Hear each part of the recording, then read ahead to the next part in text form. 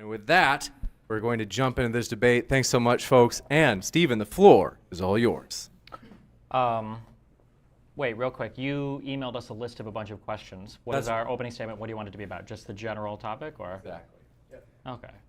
Maybe just like your top 3 reasons. Let's say your top 3 reasons. Sure, we'll go. Do a few. What do I have? 30 minutes for this, or how long? Because Jesus. First of all, I would like to honor my debate partner, Sean, who has the unenviable position of defending the undefendable Donald Trump. So, I guess I'll focus on one area, although I imagine our talks will take us across a lot of different areas. When we're looking for who would be a better president for the next term, I think something that's important is to look for what are the things that the president can actually affect, and what are the records of both of these presidents so far on the things they can claim to affect. One of the areas that I'm going to fixate heavily on, because this is an area where the president can take point, is going to be, of course, foreign policy. Trump's foreign policy in almost every single regard was an unmitigated disaster. The photo opportunities that he had with North Korea, the lack of concessions that he gave from them, the discomfort of our allies in the region as a result from that, exiting us from the Iranian nuclear treaty that we are no longer allowed to re-enter, that we don't have any control over anymore, as Iran races towards nuclear weapons, that we have completely lost all oversight on. The obscuring of the number of drone strikes that we're doing, as Trump has sought under his administration to make it harder to see how many drone strikes were actually happening, and the fact that these drone strikes were still probably increasing or remaining the same under his administration, though it's hard to tell. The abandoning of allied forces in northern Syria, the Kurdish people that we were working with to fight ISIS, that he basically abandoned to Turkish attack. The lack of any real agreement made with the Taliban, the fact that when he did those round of talks with the Taliban, the Afghanistani army was not present, the Afghanistan army was not present, the idea that he kicked the can on the road, or he kicked the can down the road on those talks until the next administration so he wouldn't have to deal with it. The fact that he says that he would be the one to solve the Ukrainian issue despite the fact that he did literally nothing about Russian occupation in Crimea. The fact that he was constantly antagonistic towards both of our neighbors, Canada and Mexico, and our neighbors afar. Angela Merkel famously saying that Europe can no longer look to the United States for leadership around the world. The fact that Trump undermined NATO, questioned why we were even in it, made it sound like the most important part was just individual countries contributing some military budget to it. The fact that the parts of his foreign policy that were supposed to affect us economically sucked. The tariff agreements with China were a disaster. Everybody agrees at this point that it amounted to, I think it was like a $72 billion tax that Americans ended up paying, and it didn't even target China in the way that we wanted it to, as opposed to, say, the CHIPS Act that Biden did that actually centered a lot of new semiconductor manufacturing at home. I'll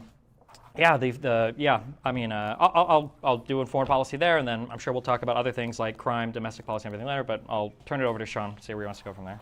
Yeah, well, I'm glad you want to focus on what the president can actually impact, because as of right now, with split government and likely we're not going to have a president, at least for the full term, with both chambers of Congress, it really is down to what the president can impact. Now, it's interesting that you would lead with foreign policy, because one president that we're talking about actually had a guy that had to be stripped of security clearances due to the fact that he was loyal to Iran, which was uncovered in emails in a recent scandal. This, of course, is Rob Malley, and Rob Malley was only the head of our side of the negotiations for Iran, and it turns out he was recruited by the Iranians years ago and was advocating for them. So in that particular point, I'd rather have somebody rip up a deal than put in an agent for the other side as the person to negotiate a new deal. As far as what the president can impact, one of the big things that they can affect in our day-to-day lives is through the regulatory state. Now, Trump was actually the first real deregulator in American history. With just 20 regulations that he removed while he was president, just 20, the average American is estimated to have saved, in terms of income, $3,100. That's $3,100 in your pocket due to the fact that the Trump administration was using his executive power to pare down the regulatory state. This amounted to $220 billion in cost savings for consumers and for businesses. By contrast, our buddy Joe Biden has added $360 billion in new regulations, big ticket regulations, and compliance for this. Just the paperwork is 220 million hours. If you think that that is not impacting you economically, you got another thing coming. And speaking of economic impact, many of our major cities in this country have to deal with a migration crisis. Now, one of these candidates, even though the wall didn't get built, let's be honest, campaigned on building a wall. The other candidate campaigned on having asylum seekers rush to the border. Now, here's the problem. I'm in favor of asylum. Everybody should be in favor of asylum if people are in danger and all of that. We want to help people because we're kind and compassionate people. But the thing is, when you have migrants that know for a fact, and they're economic migrants, make no mistake about it, that they can go to a border agent, say the right words, and then be put into our asylum court system, that creates a giant backlog. It actually hurts our ability to help those who are legitimately seeking asylum, and this was encouraged by the Biden administration. By contrast, probably the best policy of any president related to immigration in the last 20 years, President Trump instituted a policy called Remain in Mexico. Now, the idea behind this was pretty straightforward. If you're saying I'm fleeing, let's say Venezuela, due to the fact that I feel like I'm being persecuted or whatever, well, the route to from Venezuela to the United States goes through about 8 different countries.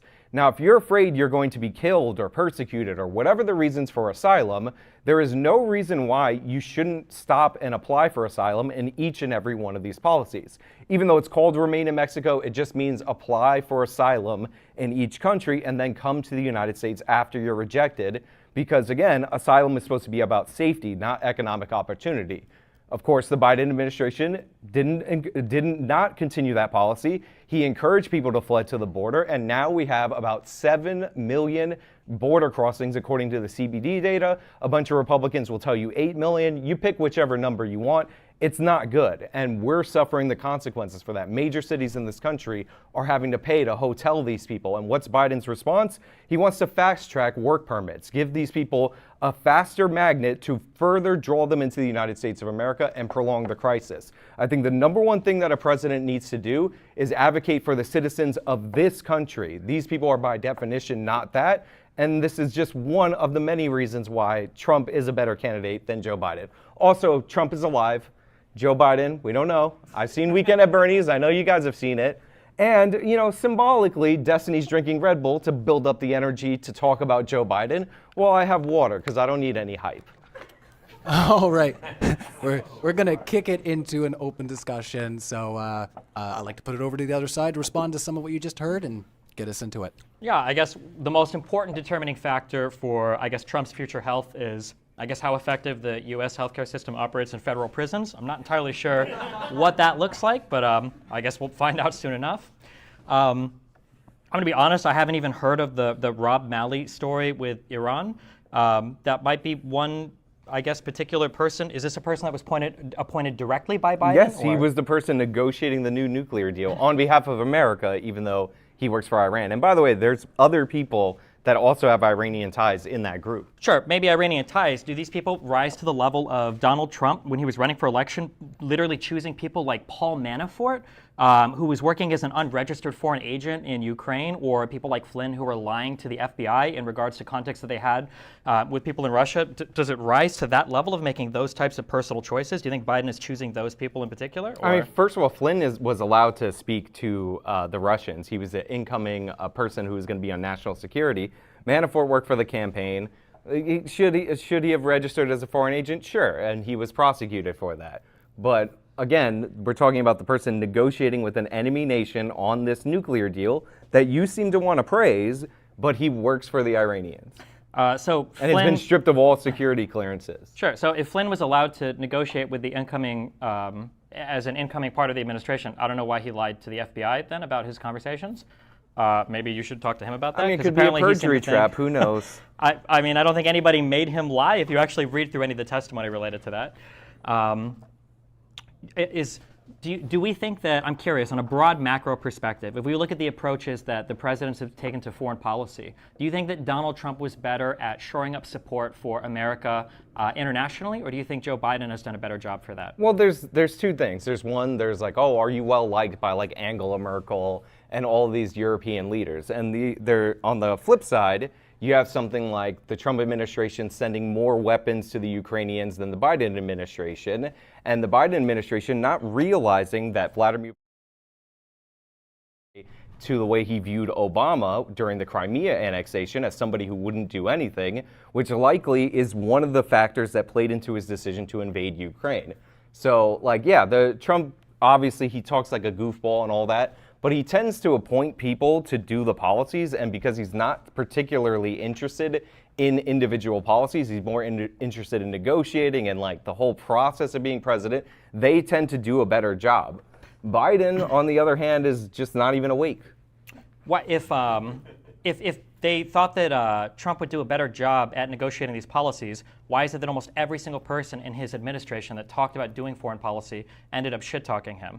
I'm pretty sure Pence and the AG at the time had a lot of bad things to say about Trump in regards to North Korea, for instance. Do you think he handled North Korea appropriately? I mean, what went wrong so much in North Korea that we're even talking about? The fact that we validated him as a leader, we gave him photo opportunities, and we had talks with him without securing any sort of concessions whatsoever, while telling the rest of the world that we were doing a good job in negotiating something with him, whatever that was. The question is, as compared to what? So, as compared to not talking to him and continuing to, I guess, advertise on the world stage that until he's ready to come and have talks about cutting down their missiles program, cutting down their nuclear weapons program, until they're ready to have those talks, they're not going to be as validated as but none of that worked for, I don't know, how many years since the Korean War with North Korea? Like, we're on the third member of this freaking hereditary dynasty?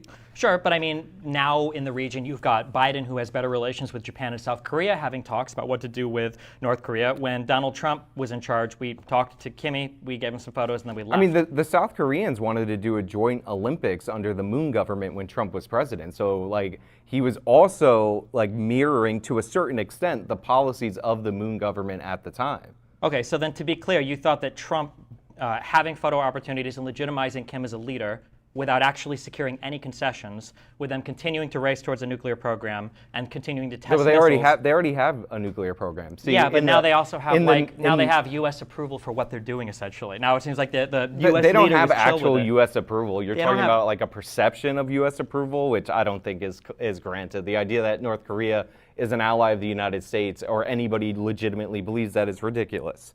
Remember, the way that this started is that Trump kept threatening Kim Jong-un over and over and over again, to the point where they wanted to ask for a meeting, because we tried this like posturing in the same way that we did for, again, since 1950, whenever the Korean War had a ceasefire, because it never technically ended, and it didn't get us anywhere. Like, now we actually had an opportunity. We sent our best diplomat, Dennis Rodman, over there. He plays some like dope basketball, and you know, like, it is what it is. Yeah, but I don't know why we think that we did anything when this is, I'm pretty sure, the first time a North Korean leader is at a photo op, a handshake, and Jesus Christ, a fucking salute from our president.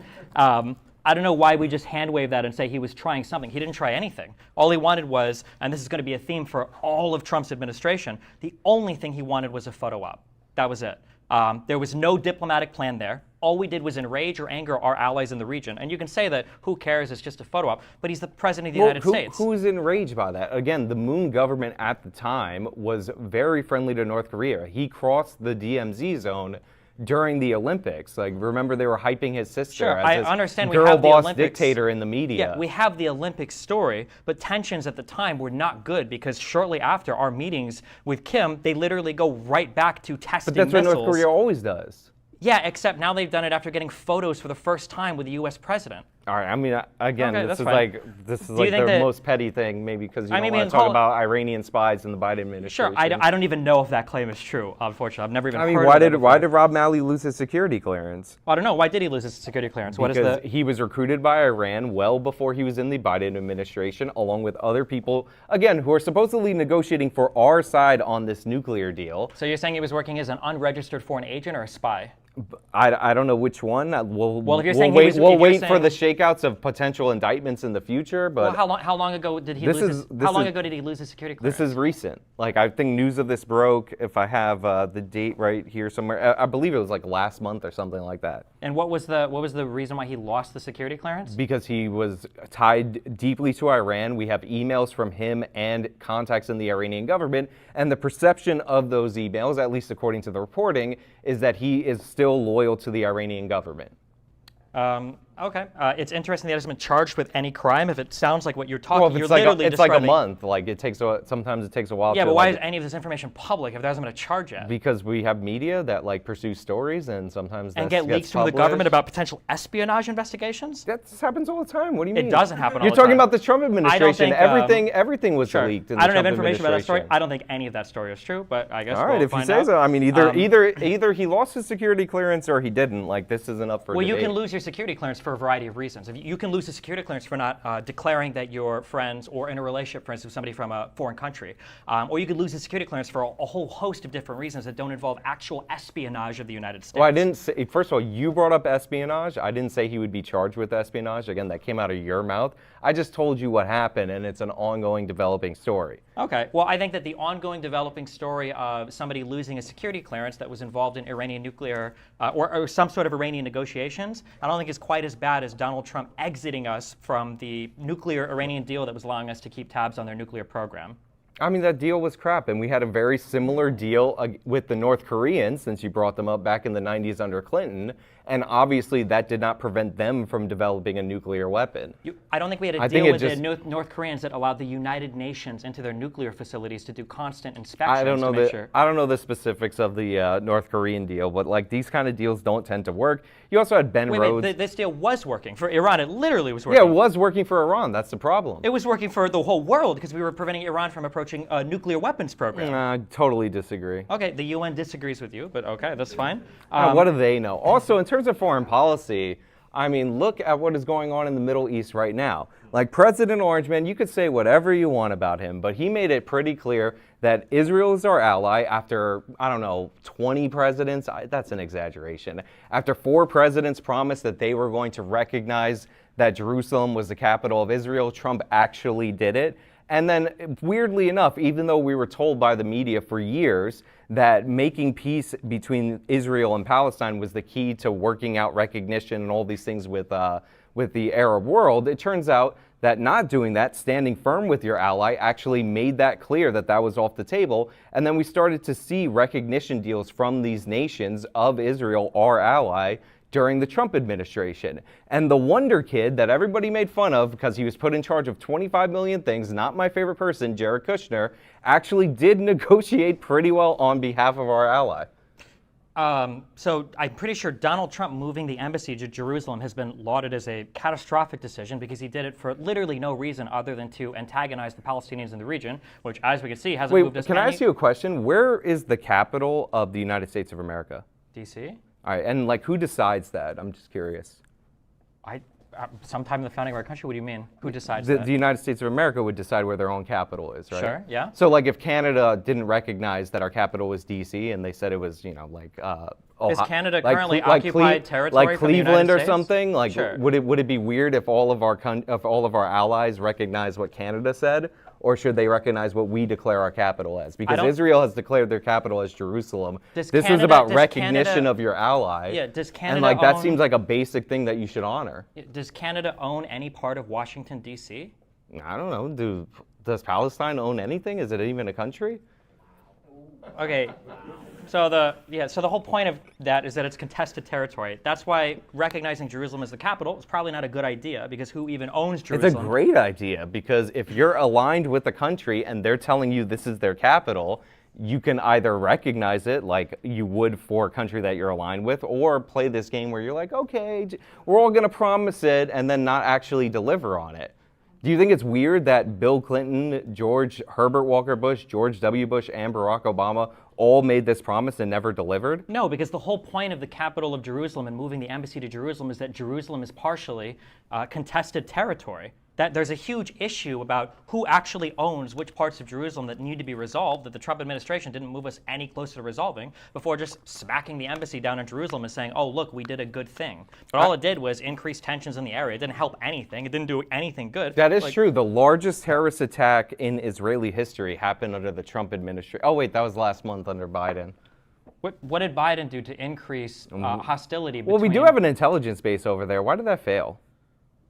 I don't know what any of those things have to do. So part of the reasons why the people in the Gaza Strip are so incensed at people in Israel is partially because of, you brought these up, the Abraham Accords. None of those bilateral peace agreements were impressive. They were already with countries that had had relatively normal relationships with Israel for years. They didn't involve any of the actual countries that have a lot of issues with Israel, such as Jordan, such as Syria, such as Iran. And the only thing it did was continue to antagonize relations between Israel and Palestine because there were more peace treaties being signed in the Middle East without any explicit statement on what would be done with the contested territory. Because it is a myth that this Israel-Palestine thing is the key to recognition for the state of Israel amongst these countries. Once you take that off the table and then you start negotiating with these other nations directly, you have all these places that are, you are right, they were working with Israel like kind of under the table while pretending that they still didn't recognize them, but getting at least a few of them to start the process of coming forward and recognizing the nation is progress. And that did happen. Yeah, but it's progress in an area that doesn't matter, and it's making regressions in areas that do matter. But why would that not matter? It's like the broader, it's like the broader Middle East. Because these countries were already communicating with each other more or less, and now all it's done And by the way, one of the foundations of this alliance is the fact that Iran is a regional power that they're all trying to check in the area. So again, hostility towards Iran, trying to isolate them as a strategy, also ended up leading to this recognition. I'm sorry, just to be clear, you're telling me Saudi Arabia needed a bilateral peace agreement with Israel to fight with Iran? No, I'm saying that using their shared enemy rather than this conflict between Israel and Palestine as the entry point towards recognition is a better strategy. Yeah, but the conflict between Israel and Palestine is like one of the defining conflicts in the region. And Trump didn't move any closer towards that, and in a lot of ways hurt our ability to resolve it by aggressively acknowledging a capital and moving an embassy to a place in contested territory, and then in signing peace agreements without including the Palestinians in any of the talks. The same way that he did the Doha agreements with the Taliban without including the Afghanistan government. The same way that he agreed to pull out of Syria without consulting any of the Kurdish people that were about to be mowed down by an invading Turkish force. But why would, again, I need to negotiate with the Palestinians to talk about this alliance that you're building against Iran? Because Israel-Palestine is like the contested territory in the Middle East that needs to be that is a contested solved. territory. You realize that you can walk and chew gum at the same time. They could have this issue, this border issue that is over here, but the main issue is that these countries are all natural enemies of Iran, and you're trying to build an alliance to counterbalance that. No, like, you're not. one has Nobody nothing to do with cares. the We're other. not trying to build an alliance to counter Iran in the Middle East. That's just not. What are you talking about? Have you ever seen the map of like all the bases that we have surrounding Iran? How like, long have those bases existed? Since the Cold War? Do you think they're going to fight against Iran? They're fighting against the Soviet Union. I said counterbalance. Why are we trying to negotiate a nuclear deal even under the Biden administration with Iran if we're not trying to keep them in check? Because nuclear, like anti-nuclear proliferation is one of like the stated goals of the entire world at the moment. So we try to discourage essentially everybody from approaching nuclear weapons. So your position is that we're not trying to keep the Iranians in check as a foreign policy goal that transcends a bunch of different administrations. My position is that if we wanted to prevent Iran from approaching nuclear weapons, the best way to do that was through that joint plan of action, the Iranian nuclear deal that Donald Trump pulled us out of. That's a nice way of not answering the question after you're saying that we're not trying to limit Iran. No, I don't think we're trying to build a coalition against Iran in the Middle East. What are you talking? Of course we are. We're trying to have a check on Iranian expansion. Of course we are. Where is Iran expanding to? Well, right now they're expanding their influence into Iraq. Or do you deny that they have a lot of influence in the new Iraqi government? Yeah, but the way to do that is to build military alliances? Yes. Okay, I disagree. I mean, wait, hold on. Let me just ask you a question, right? Yeah. Okay. So do you think, as a strategy, I don't know, against, let me just make up a country that might like want to aggress, as a strategy against like Russian aggression, that we could have an alliance like a North American like alliance, like something like NATO? And that would be a check against Russian expansion in the future if you just align those countries militarily? NATO was created to counter the second world, not one country. The second country. world? Like multiverse? Like, what do you mean? In the Cold War, you have the first world, which are the Western-aligned powers, and you have the second world that are the Soviet-aligned powers. Sorry, I was watching a movie before this. The Soviet Union and the Warsaw Pact is what NATO was created to serve as a counterbalance but it against. still exists, and we still admit new members as a counterbalance towards Russian aggression. Because Russian expansion west predates the Soviet Union. It's the whole history of the nation. The reason we have that alliance there is, I mean, the original reason was keep Russia out and keep Germany down.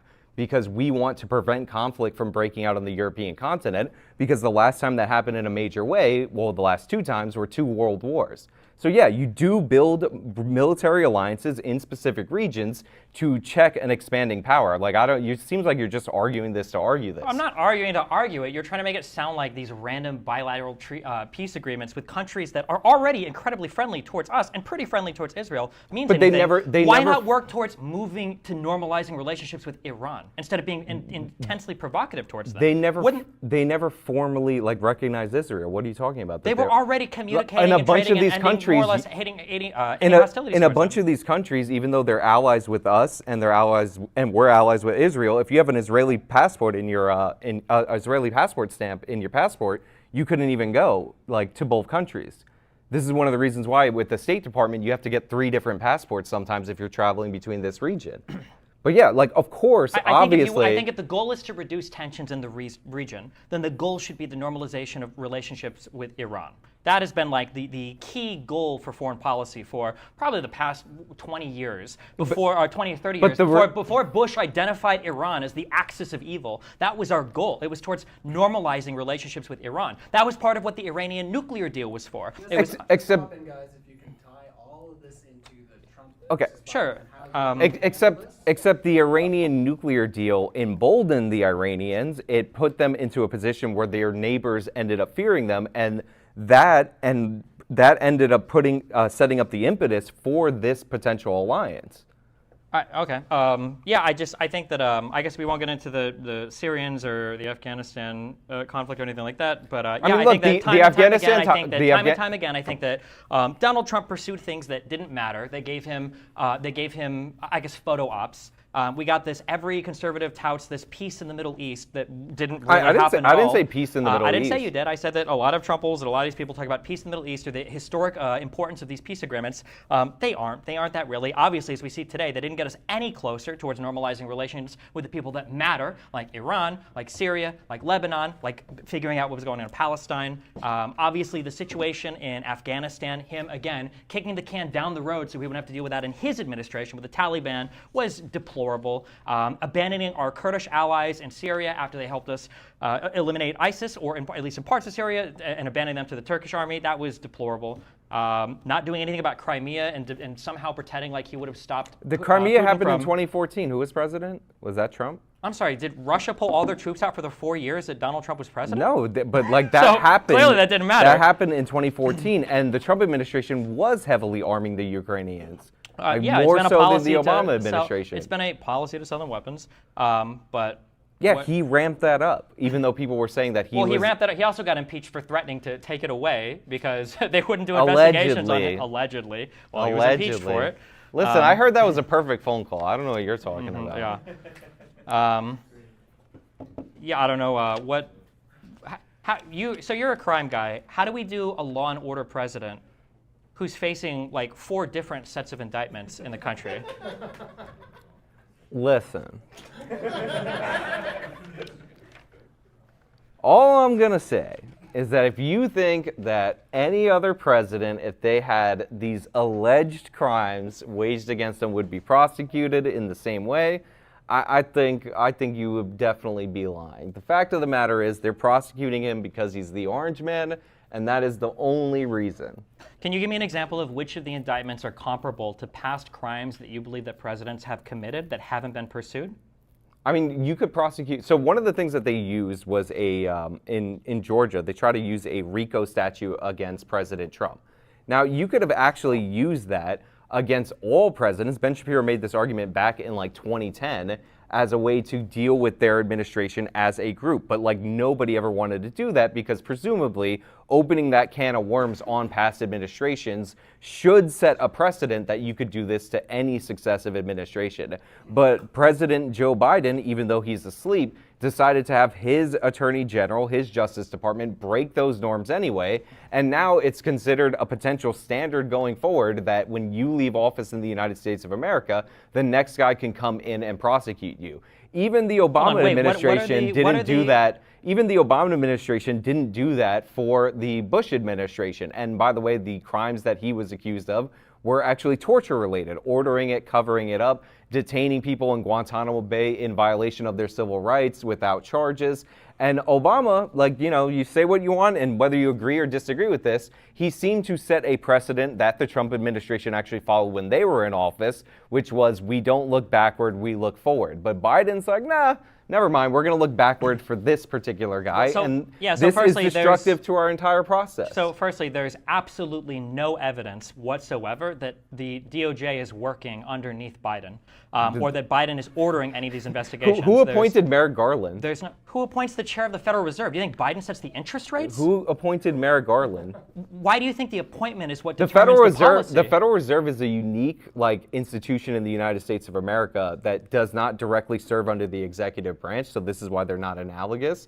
The Department of Justice is something that is directly under the auspices of the president. So when Barr was contradicting direct statements that Donald Trump made, was Barr working under the direct order of Donald Trump? He was under the direct order of President Trump. I mean, one of the things that you could actually ding Trump for is that he didn't fire people enough. Like, for some reason he wouldn't. For some reason he wouldn't fire. It's true. Like, a lot of these people just ended up quitting the administration. Like, he didn't fire Anthony Fauci. He had every power to do so. He had every power to fire his own attorney general. Gotcha. So just as a matter of like recent historical record, the DOJ does not work under command of the President of the United States. Of course it does. That is a fantastic claim. I'd be curious if you could point to investigations where the President of the United States ordered the DOJ to begin investigating enemies of the President. A president can order the DOJ We're to not examine asking the president. He could theoretically, he could make that order. He could theoretically, but to do so would be an unbelievable breach of norms, which unfortunately we became a bit accustomed to under Donald Trump. But the idea that the DOJ works at the behest as the personal prosecutorial body of the president to go after opponents of the president that's an insane claim. And Biden himself has made contradictory statements, as though Garland has made contradictory statements, saying as much that these things do not happen. Yeah. It does not happen. There was no communication. This is like saying that if Pete Buttigieg over at Transportation says something that Biden disagrees with, that Pete Buttigieg is not working for the Biden administration. Sure, you can say specific things, and maybe the Trump administration as a whole believed in a greater separation between the DOJ and the administration proper. But it has been long precedent amongst especially Democratic administrations that there is a close relationship with their office and the DOJ. I mean, Robert F. Kennedy Jr. was appointed as the AG under John F. Kennedy. Eric Holder was called Barack Obama's wingman. Barack Obama would speak about a particular case. William Barr was called Donald Trump's sword and shield, and in the end, he was one of his harshest critics. I mean, now you're contradicting your point. I'm not critiquing. My point is literally that the Attorney General and that the Department of Justice, especially in politically charged investigations, along with the rest of our intelligence community, is supposed to work with some level of separation. Otherwise, why would it have been a big deal for Donald Trump to pull in Comey and have conversations? Couldn't he just order the FBI to stop an investigation? Couldn't he just order the CIA, Christopher Wray, to not look into things? Of course not. The idea that all of our intelligence and all of these executive orgs work for the personal pleasure of the president, especially in regards to politically sensitive topics, especially in regards to investigations of himself or political opponents, is a fantastic idea. You can try to talk around that all you want, but it would be an unimaginable breaching of norms, and anybody that understands any part of how the United States government works will instantly know that the idea that the executive prosecutorial body of the Department of Justice can work under the personal pleasure of the President of the United States, that's just an outrageous claim. The trick that you're doing right now is you're saying personal pleasure when I said that they work under the office of the president. Like, don't think I didn't notice that shift. You're not saying they work under the office of. You're saying they take direction from. You said they take direction from. You can order a member of the Department of Justice. I believe Scalia, when they reviewed the special prosecutor statute, was talking about how you cannot create through the executive branch a position that is superior to the executive branch. Like, not only is what I'm saying the norm in America, yes, the president can fire his AG, FBI director, anybody you want to run down the list of executive offices, he can fire them, for sure. But on top of that, it has been backed up by Supreme Court precedent. Like Justice Scalia, the late Scalia, his writings are clear. There is no office under the executive branch that is superior to the head of the executive branch, which is the president of the United States. Okay, these like are this fun is like words, a but basic it's not a civics basic. lesson right Not now. only is it not a basic civics lesson, you are so dead wrong. This would be such an unbelievable breach of norms that it would be the lead story, probably internationally, if it came out that the president of the United States was ordering the DOJ to go and investigate This happened under rivals. the Obama administration. He asked Eric Holder to look into the Ferguson case. He asked Eric Holder to review the Trayvon Martin case. Like, what are you talking about? These are not like the politically sensitive cases. Oh, they're not politically sensitive, like Ferguson riots. Of the investigation of political opponents. But if any of that information comes out, I could be wrong.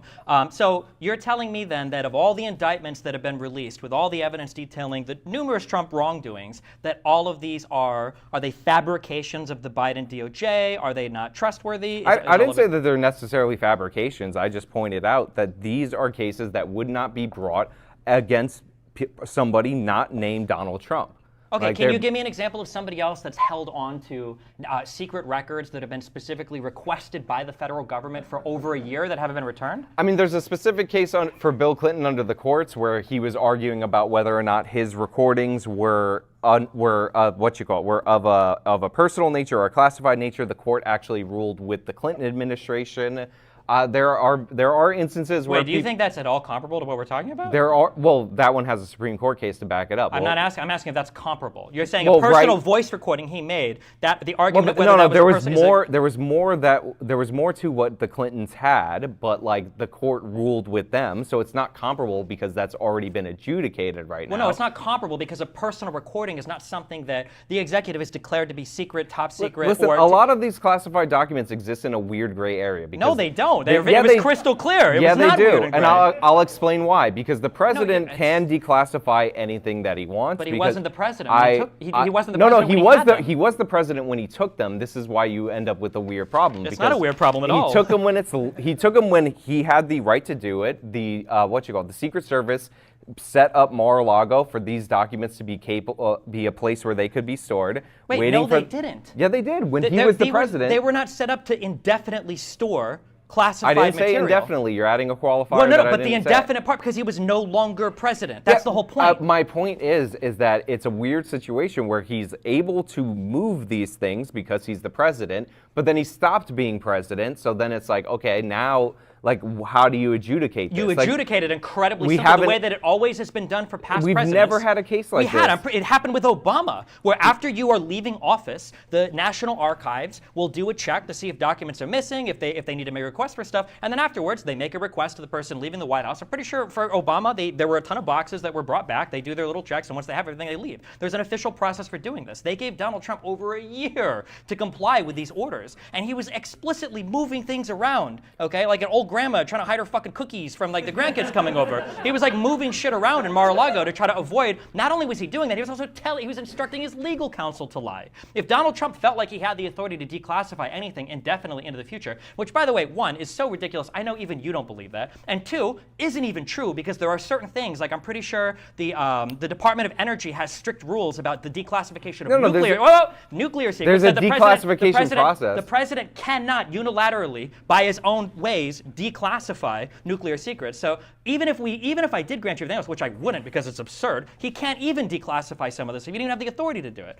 The Department of Energy, first of all, again, works under the auspices of the president. But again, I was not making the point that they were all declassified. I meant that he can view and move classified documents. But we're distracting off the policy issue because you don't want to talk about the Biden administration policy, because you don't want to talk about who would be a better president. Instead, you're talking about these indictments, which again, we'll wait for them to be adjudicated. Innocent until proven guilty. I think that the president has a natural right, a God-given right, to store classified documents in his bathroom, and we'll see how the courts let that play out. Okay, we can move on from this. So just to be clear, you think that the President of the United States can violate every single agency that works under the executive branch at any point in time because they work underneath him. So if there's a FDA policy, if he wants to shit in your food, if there's a policy with the DEA, if he wants to shit in a nuclear reactor, if there's a policy with literally anything, he can do whatever he wants. The DEA controls nuclear reactors? The Department of Energy, sorry. For the DEA, I guess shit in your joint, okay? Okay, you're telling me that the president of the United States at any point in time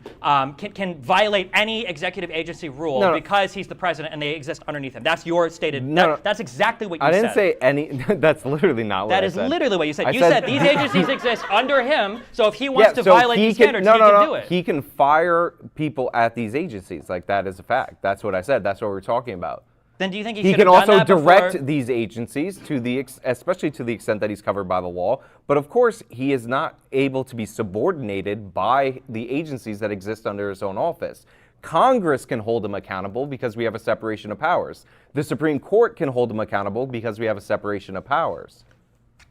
Okay, that's just okay. So you believe that the president has unlimited authority, I didn't say despite the fact unlimited that Donald authority. Trump, underneath any of the executive stuff, despite the fact that Donald Trump himself literally said, I could have declassified these, but I didn't. He can still infinitely take, any president should be able to take whatever classified material they want and hold on to it into an infinite amount of time. I didn't necessarily say that. I said, let's let the case be adjudicated and we'll see how it goes. And obviously, no other president would be prosecuted for this. Well, I mean, but you can't give me a single example of a president making anything this flagrant of a breach of norms or of a violation of maintaining an indefinite hold on classified information that's being requested back by federal agencies. No other president has done anything like these things. But you're just saying, for some reason, even though, for instance, we got a historic of a guy that's not even related to politics. Hunter Biden, I think, got a federal charge because he had an old video of himself doing drugs and owning a firearm. I don't know if that's like in the history of the United States, if anybody's caught a charge for something like that. You don't think anybody's gotten a charge for lying on a firearms form when they fill it out to buy a firearm that they're not using drugs when they actually were? Was that the claim that I just made? But that's what he's actually charged with. How do they know that he lied on that form? Because you have to fill out this form. I understand how buying a firearm works. And he said that he was under the influence of any substance. You're going to tell me that no American has ever been charged for lying on that form? I'm saying that the idea of finding videos that are 5, 10 years old, it was within the statute of limitations. Using the video to say that, oh my God, I think he lied on his ATF form. That is an incredible charge. That is an incredibly abnormal charge. That is something you would very, very rarely, I don't know if I've ever heard of a case like that. And you can pretend that it's normal, but if you talk to any gun owner, the idea that the federal government is looking back on videos from 2012 to see if you lied on an ATF form, that is an incredibly political charge. That just would not normally be done. I mean, first of all, he got a sweetheart plea deal, number one, originally, and then people noticed it, so then they had to claw it back because it was so absurd. Number one. Number two. What was the sweetheart plea deal? About what? He had to plea to like a misdemeanor, and he was going to skate on that charge. Because he owed back taxes, yeah, but right? the firearm thing was attached to it, but they were going to dismiss that as a part of the plea deal for the taxes. Because most people don't have people going through old videos to try to determine if they lied on an ATF form. That's just Listen, I don't have every case ever where people use video evidence to disprove something like this, but it's happened before. Like, I mean, if you say so. People will do video investigations to check if you're lying on your social security disability. Like the idea that people haven't posted video evidence of their crimes and then later, years later, been indicted on something like that is absurd. And also we have a huge regulatory state, which by the way is being increased by the Biden administration, and people get dinged based on ticky-tack violations and end up serving federal time for that all the time in this country. What are bad regulations that Biden has passed you disagree with? There's a ton of them. Like, first of all, like he's not letting these permits go through for the oil drilling. He repealed, didn't Biden okay drilling on federal land? Wasn't that one of the more controversial things you can say that he did? I'm okaying it on federal land and then make the claim like he does that there's 4,000 unused permits. But then when you go through the details of it and you figure out that in order to drill for oil, you need an exploration permit, then, by the way, only 1 out of every 10 maybe find something like that. It might even be a lower hit rate. Then you need a permit in order to have your drilling plan. And then you need additional permits in order to extract and transport and all that. So he can say, oh, I approved it on federal lands to sound good and whatnot. But in reality, he didn't dismantle the entire regulatory body of drilling and transporting fossil fuels, something that is pretty sensitive in the United States. He ramped it up. I don't think he's made substantial. Are you telling me that before you didn't need a permit to transport oil? Nobody said you didn't need a permit, but he's slowing down the process of the permits with How is that additional possible? regulation. U.S. oil production is at record highs right now. We are more energy independent than we have been in the history of the United States. His approval of drilling on federal land has been historic, because a lot of people on the left were mad at him for that. If you want to claim that there are other permit things in the way, I mean, like, yeah, there's a whole bunch of regulatory bullshit in the United States, but Biden didn't invent that. And I think, if anything, he's tried to work a bit against it as we've been struggling for energy independence from other countries. I completely disagree. He definitely has been limiting the drilling on. He's definitely been limiting the drilling through this gumming up of the works of the permit system. This is why there was so much pressure on him, and this was specifically highlighted when gasoline prices were shooting up through the roof. Yeah, I don't think that was because of Biden not allowing people to drill. Why in the were United people States. even discussing and trying to defend the permits if this wasn't about that? About what? About which thing? Like, why were people even discussing the number of permits issued and the slowdown, and then the Biden administration was trying to defend it by saying, oh, there's 4,000 unused permits, which, by the way, are for oil and natural gas. Like, why was that whole conversation even happening? Probably because if this people that are wasn't even a trying, dispute? I don't think there was a legitimate conversation about that happening. I don't think people right now are having legitimate conversations about oil issues in the United States. Again, I'm pretty sure U.S. oil production is at historic highs at the moment. The idea that this is an issue that we're running into, that we're not making enough permits, that domestic drilling is down, if anything, I'm pretty sure the complaints have actually been, now that I remember, pretty sure the complaints have actually been the exact opposite, that a whole bunch of domestic oil firms have had the ability to increase their production of oil, but because they were worried that we came off peak oil, and because they're worried we're going to hit another economic slump, they've actually been intentionally holding back on supply and production, because they're worried that if they overproduce, they're going to drive themselves into lower profits, and then when the next economic disaster happens, they're going to be completely fucked like they just got over COVID. Those are the conversations that I remember hearing, that people were upset that domestic production was down intentionally, despite the fact that firms had the ability to increase production. Does anybody else remember hearing these conversations? Am I crazy? Yeah, this sounds pretty made up, especially when you brought in the whole... Okay, Especially when you brought the whole peak oil thing in, which was a nice little buzzword you toss in there. But a nice little pivot to like something abstract that really can't be fact-checked and all that.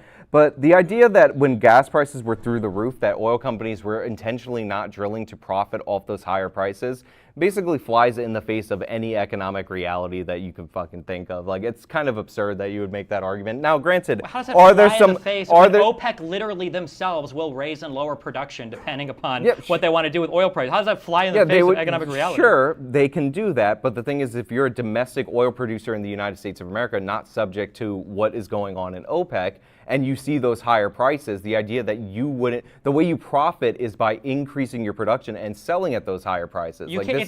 This is basic economics. Higher prices draw in more people to invest in that industry in order to produce it. No, first of all, you just gave the opposite take of basic economics, which is when prices are high, if you increase production, prices will necessarily fall, which is what the oil companies were worried about. They already had all of the major capital investment. They were worried about another huge price slump because that's what had happened. And the way you profit off of higher prices is to sell at those higher prices. Yeah, but if you sell your entire stock and prices plummet again, you're not going to be prepared. I think we just have a factual disagreement on what the arguments were over. I mean, people can go and look into it. I guess another thing to avoid talking about Biden's failed record. I see your strategy. Well, I mean, if you call Biden's failed record, I'm curious if you'd call Trump's record. A stunning success. Stunning success. Yeah, we can talk about the big thing that Trump ran on, the wall. Why was Biden able to get $1 billion concession from Mexico for investment into border security, and Donald Trump got a $0 investment from Mexico into border security? Listen, at some point in time, the Trump administration, during the USMCA deal, decided that he was going to threaten harsher negotiations against Mexico if they didn't send agents to their southern border in order to stop people from flowing into this country. The Alamo government actually did do that. So even though they didn't say, here's $1 billion for whatever, they still sent their people to guard their southern border, because we all know what the strategy that they were doing. And by the way, Alamo ran on the right of people in Latin America to immigrate to the United States, which is an interesting thing to run on, but whatever. It was to send his own soldiers down there. That was done by the Trump administration. That might not be this, oh, here's $1 billion for like vague investment and whatever. That's actual substantive action right there. And maybe substantive action, something that Trump never managed to do. I mean, just look at the border crossings. Like, what does that $1 billion got us? We have 7 million, according to the CBB, his own agency, saying that they cross into the United States under Biden's watch. That is way more than 7 Trump. million. Hold on. What is your number? 7 7 million what? million border crossings Over under the what Biden time administration. period? Over the Biden administration's. The last estimates I've seen show that there's like 13 to 15 million illegal immigrants, period, in the United States. You're telling me 7 million came in 7 2 million years, crossings, 3 years? yes. No. Hold on. That's to according check. to the CBD. Sure. So here's a fact check at home, okay? Because I know that conservatives like to play fast and loose. Is it 7 million border crossings, or is it 7 million like catch and turn back? Or is it 7 million confrontations at the border? The number is 7 million border crossings, and as far as the getaways, it's about 1.5 million, according to the CBD. You're telling me, so to be clear, you're saying it's 7 million people have come from Total, Mexico yes. and then are now in the U.S., or that Yes. it was 7 million encounters by Border Patrol agents? 7 million at the border, 1.5 million Wait, just you got didn't- away. You didn't. So 7 million at the border was not border crossing; it was encounters at the border. To be clear, I mean, I right? could look up the number specifically. It was I actually encounters. had it up. It was encounters. Sorry, I know it was encounters. Well, so they in listed terms of it- when you talk about asylum seekers, the Biden administration is actually trying to do something about asylum seekers. They've worked with Latin American countries. We've already got 2 asylum welcome centers at Guatemala and Colombia, so that we can start processing people or having them stop off there instead of just saying. That's a good backtrack to a Trump administration policy called Remain in Mexico. That's fine, but the difference is Biden is actually capable of working with other people to get things done, rather than Trump trying to do everything on his own, which he's unable to do so, and he can't even get like his own administration on board with doing something. Biden also has places in Ecuador and Costa Rica where they're also setting up these actual like asylum areas where they can start to process Biden people also instead of gave having- a whole $1 billion to every city in the United States of America to deal with their migrants. A whole $1 billion. That's pretty impressive. Wait, what is the point of that? He gave a whole $1 billion to deal with the migrants that are in all these cities across the country. Is that supposed to be a good point or a bad point? It's called like almost no money since New York has already spent $5 billion on it. $1 and that's billion just to each state to or to each cities city? overall. That's what he allocated to deal with the crisis. When he allocated $1 billion to cities to deal with this crisis, was that just $1 billion? Just $1 billion spread over the cities. Was it just $1 billion, or was this part of like a massive $100 billion package that was part of was it the American Reinvestment Plan, where he gave billions and billions of dollars across every city across the United States to help shore up their budgets? Wasn't it pretty historic that almost every city and state was able to bring their budgets to even due to? This is something different. He allocated recently from like executive funding after pressure from all these asylum seekers showing up, which by the way are smartly being shipped by Greg Abbott to the cities that asked for these people, that said that they were welcome. He allocated $1 billion from his executive funds, the funds that he could actually move around, for all the cities, even though New York City alone is spending up to $5 billion per year on these people. How much money did Trump allocate to the cities? We didn't have all these people flooding the Okay, border that's what during I the thought. Trump administration. All right. Well, yeah, because we had for a habit- genius for the policy fa- for called the- Remain in Mexico. For the last year, we had a genius policy called COVID-19. Okay, I'm pretty sure that was curbing immigration more than anything else. And that was used as a mechanism to block people from entering over the border. kind of sounds That's a little also bit a good like policy. It sounds a little bit like a Great Reset policy there, but To block people from entering the border to is use a great. COVID-19 as a means to enact new policy. Well, this was the policy before, but If you think that adding new regulations are bad, I'm curious. One of Trump's hailing achievements was, you brought it up, the U.S.-Mexico-Canada trade agreement. Do you recognize that this policy is basically just like NAFTA plus with a whole bunch of new regulations relating to labor restrictions, green energy, stuff like that? yeah, there are of course there are regulations and in a trade agreement for sure. Okay. You acknowledge that the tariffs that Trump put on China were one of the largest tax increases that Americans have seen. It amounted to some $76 billion of tax paid by Americans across the United States. There is a cost to taking on a global threat, and like sometimes you have to use economic policy as a backstop for national security policy. So yes, there are costs to things like tariffs. Like the economic voodoo that people promise, like from all different administrations, that you're gonna do a tariff over here and that's going to protect you over here and save your job. That's nonsense. But there is a legitimate national security reason why you want to weaken China. So, well, there's a national security reason. Don't you think that the approach that President Biden took with the CHIPS Act in terms of encouraging billions of dollars of domestic investment into semiconductor manufacturing in the U.S. is a better step than just slapping tariffs no, onto because China, a which lot of basically these amounted to semiconductors nothing? were already going to be produced in the United States. They were already setting up for that. No, they weren't. They literally were not. It was a giant subsidy to these companies that were already going to do this in the first place. Okay, I mean the audience, that's just wrong. There were major companies that made huge announcements. No, I don't think that semiconductor manufacturing is moving to the United States. Sans It was a massive ramping up US in the subsidy. United States. We had a giant chip shortage due to COVID-19. Of course it was. Like this was already happening. You think with the global demand for semiconductors, like nobody was moving to produce them outside of China? Or Taiwan. No, it wasn't economically feasible to do so. That was the Also, whole issue. That was the whole reason why we needed the CHIPS Act, was to get that initial investment to jumpstart the production in the United States. It wasn't happening in the United States. Again, it was starting to come back to the United States, and that had to do with the fact that we had freezes in production in China due to COVID-19. So yeah, there was an economic impact of that. And then after that, the Biden administration decided we're going to throw some corporate welfare at these companies that are already building these facilities over here. Okay, I mean, that just didn't happen, but I don't know what else to say. I mean, you can look up like companies investment USA CHIPS Act and see that these factories and these companies started to invest. Yeah, I mean, they after took the money for sure. Well, they needed the money because there's a high barrier of entry to some of the most sophisticated and state-of-the-art production that's existed in anything across the entire world. Yeah, of course they needed the Head Start money. Yeah. Nonsense. Well,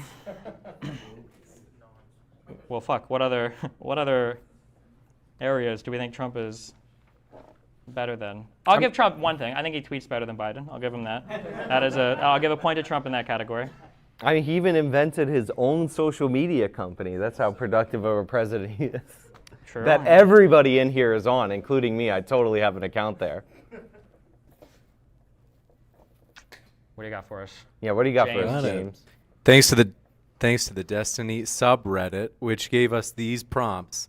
Who is better on foreign policy, particularly with regard to the current conflict in the Middle East? Who has had a better record in the Middle East in the past? Oh, obviously the Trump administration would be better on foreign policy in the Middle East. Like, again, he was working to align our allies who had issues with non-recognition of each other against the common foe that is Iran. By contrast, you have the Biden administration having up to 3 potential spies on the team negotiating a nuclear deal with the Iranians. So like people who work for the Iranians, including Bob Malley, who had to have his security clearance pulled, that's the people he has advocating for us, literal agents of foreign powers. Trump didn't improve any of our standing anywhere in the Middle East. He hurt our relationship with the Kurds by abandoning them. He hurt our relationship with Afghanistan by not including them in the Doha agreements when he had talks with the Taliban. He drew down our U.S. force in Afghanistan and evacuated all. But Biden completed the withdrawal on the same timeline. Yeah, well, actually, he accelerated it to have it out by 9/11. No, it was at the same timeline. Biden was essentially committed to it, lest he risk more violence occurring in Afghanistan afterwards. Biden had no choice but to basically stick to the timeline that Trump put him on a collision course. He had a choice. No, he could have left in the winter when it would have been easier and there would have been less fighting spirit. He decided that he wanted to leave in and around the anniversary of September 11th because he liked that symbol. No. Making a foreign policy decision like that because you think it's like symbolically awesome is stupid. That's what the Biden administration did. He gave speeches expressly saying that he wanted to be out before the 20-year anniversary of 9/11. Do you deny that happened? He might have made those speeches, but the timeline was on the timeline agreed with the Taliban on the Doha agreements. The idea that you would wait for that timeline to extend would have been catastrophic, because one of the parts of that agreement was that the Taliban wouldn't attack us as we were pulling out of Afghanistan. If you extend beyond that timeline, and then you do that with the singular base and with the some 2,000 troops that Donald Trump left, because he withdrew like 90% of our military presence from Afghanistan, and he did it after having direct negotiations with the Taliban, completely excluding the Afghanistan army from even being a part of those talks. Yeah, Donald Trump in every way, size, shape, and form set the next president up for failure because he knew that he might not have had to deal with it. This is a complete misnomer. What part of what I just said was incorrect? First of all, you bring up the number of troops as if we don't do this trick in American foreign policy, which is have people who are private contractors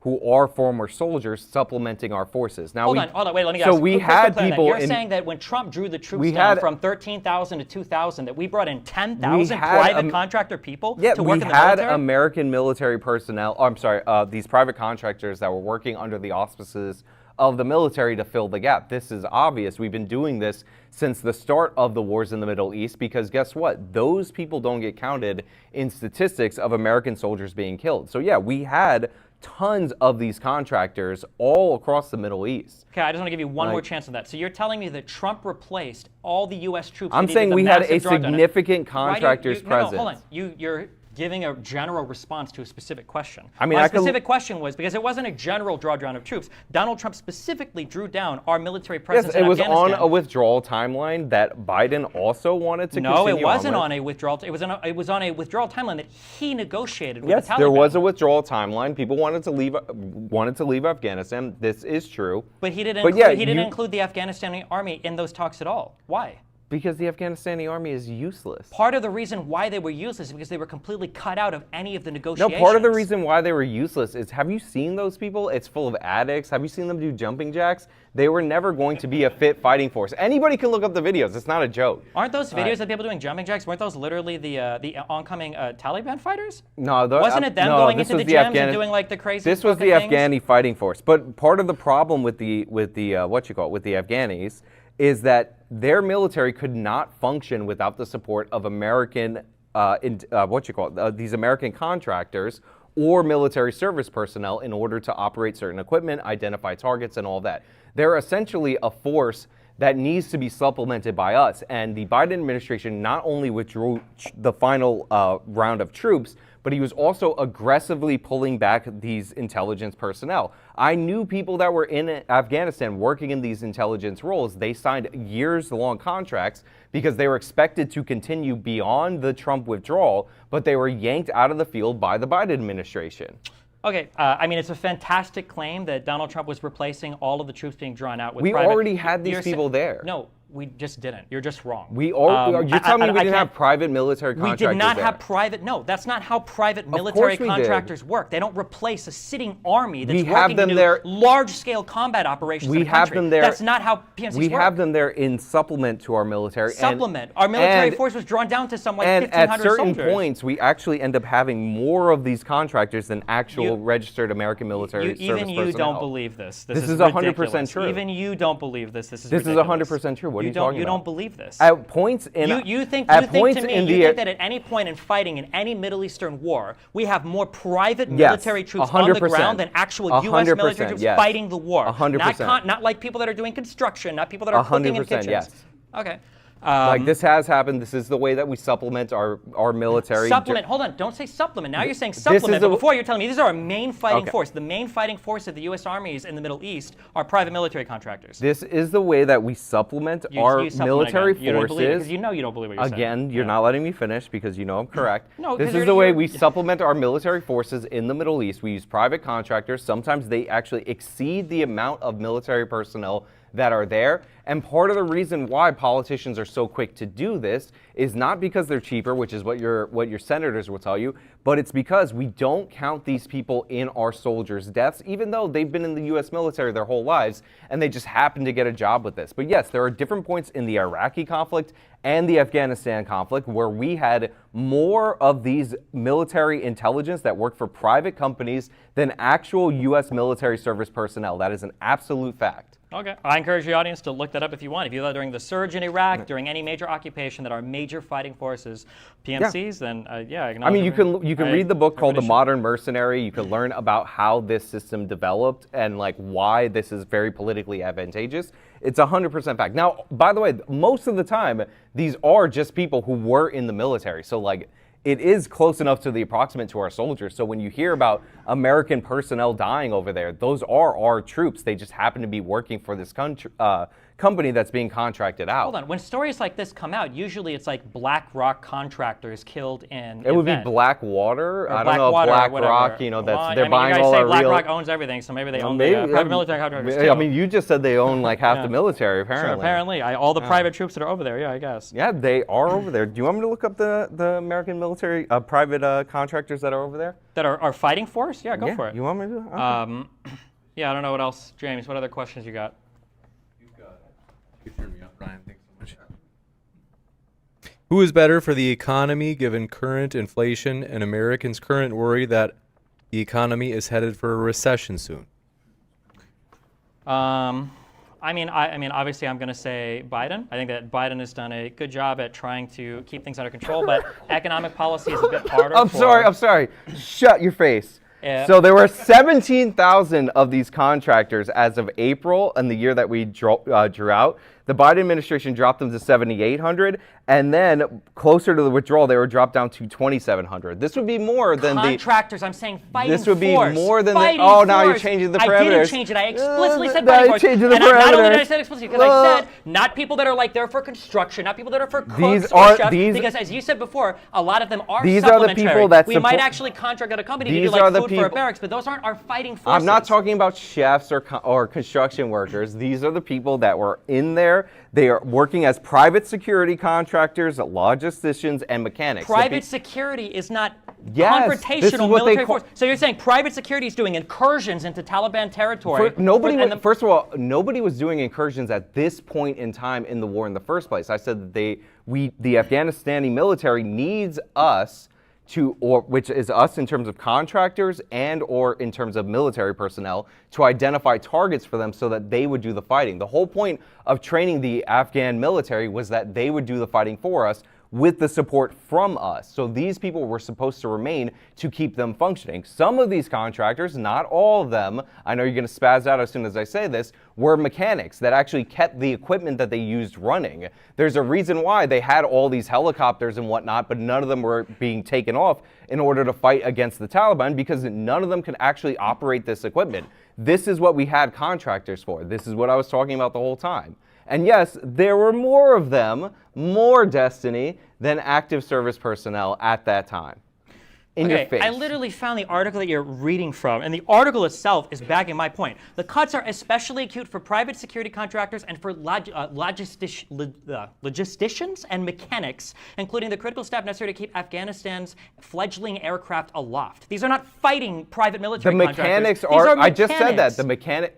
I knew you were going to say that. I just said, I know you're going to spaz Here's out a when I direct say quote from the mechanics. article. It does suggest the U.S. is not substituting for troops with money for contractors, which is a claim you just made. They were substituting for troops, but again, But then the article you just read me contradicts that. Again, the mechanics at this point in the war, we're talking about earlier in the war where we used them as fighting force, but at this point in the war, we were supplementing the Afghani army, which is, again, if you can find what something I that just supports said. that and not an article that What is the literally what is the contradicts mechanic exactly what you just fixing? said. Like, you think they're fixing the freaking Toyotas out there? They're fixing the weaponry so that they can operate.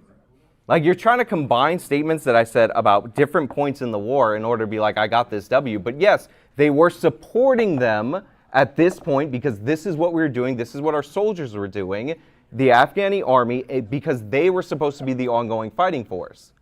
So then, just to be clear then, are you telling me that our main fighting force in countries are contractors or are military troops? At certain points in time during the Afghani and Iraqi war, we would use primarily or up to equal parts contractors and soldiers. However, why did you say the fighting force? Okay. Yeah, All right, I got it. All right. At this point in time, our soldiers and these contractors were working to supplement the Afghani army. Okay. And we pulled those people back too under the Biden administration. What other questions you got, James? I don't know if you have any more on the economy per se. Oh in yeah, terms the of what would be economy best is for the easy. economy. Inflation got out of control under the Biden administration. Gas prices went up. He did all these different stimulus packages and whatnot that led to this. By comparison, in the Trump administration, the average American had $5,000 extra a year in their pocket. Excuse me for a second. And Biden actually recently announced an interesting thing related to his Inflation Reduction Act that didn't get a lot of attention. So, because they passed this law that spent a bunch of money on the economy, and a bunch of this money was going into red states because of the lower labor costs, Kamala Harris gave an announcement in Philadelphia recently that they were going to try to use the regulatory power in order to amp up the wage requirements for these red states. Now, that might sound good. If you're in these red states, you might be thinking, oh, I'm going to get a raise due to these regulations. But remember, this was announced in Philadelphia. And the purpose of this being announced in Philadelphia was to redirect this Inflation Reduction Act funding to the Midwest to Pennsylvania, to the states in order to secure his election win. So not only was the economy better for the average American under the Trump administration, but the Biden administration is openly manipulating these funds, which were naturally going to the burgeoning economies in these red states, to redirect them in order to secure his political support.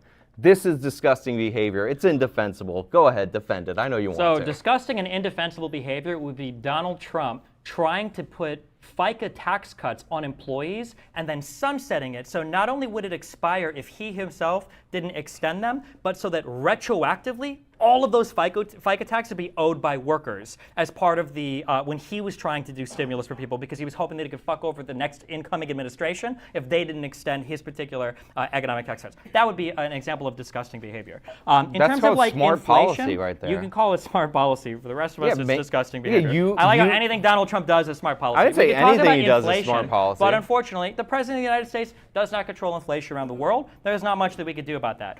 If we look around at inflation around the world, every country is experiencing inflation. As part of the G7, the United States inflation is lower than every other country that we have in the G7. Number one. Number two, in terms of gas prices, there's only so much that Biden can do.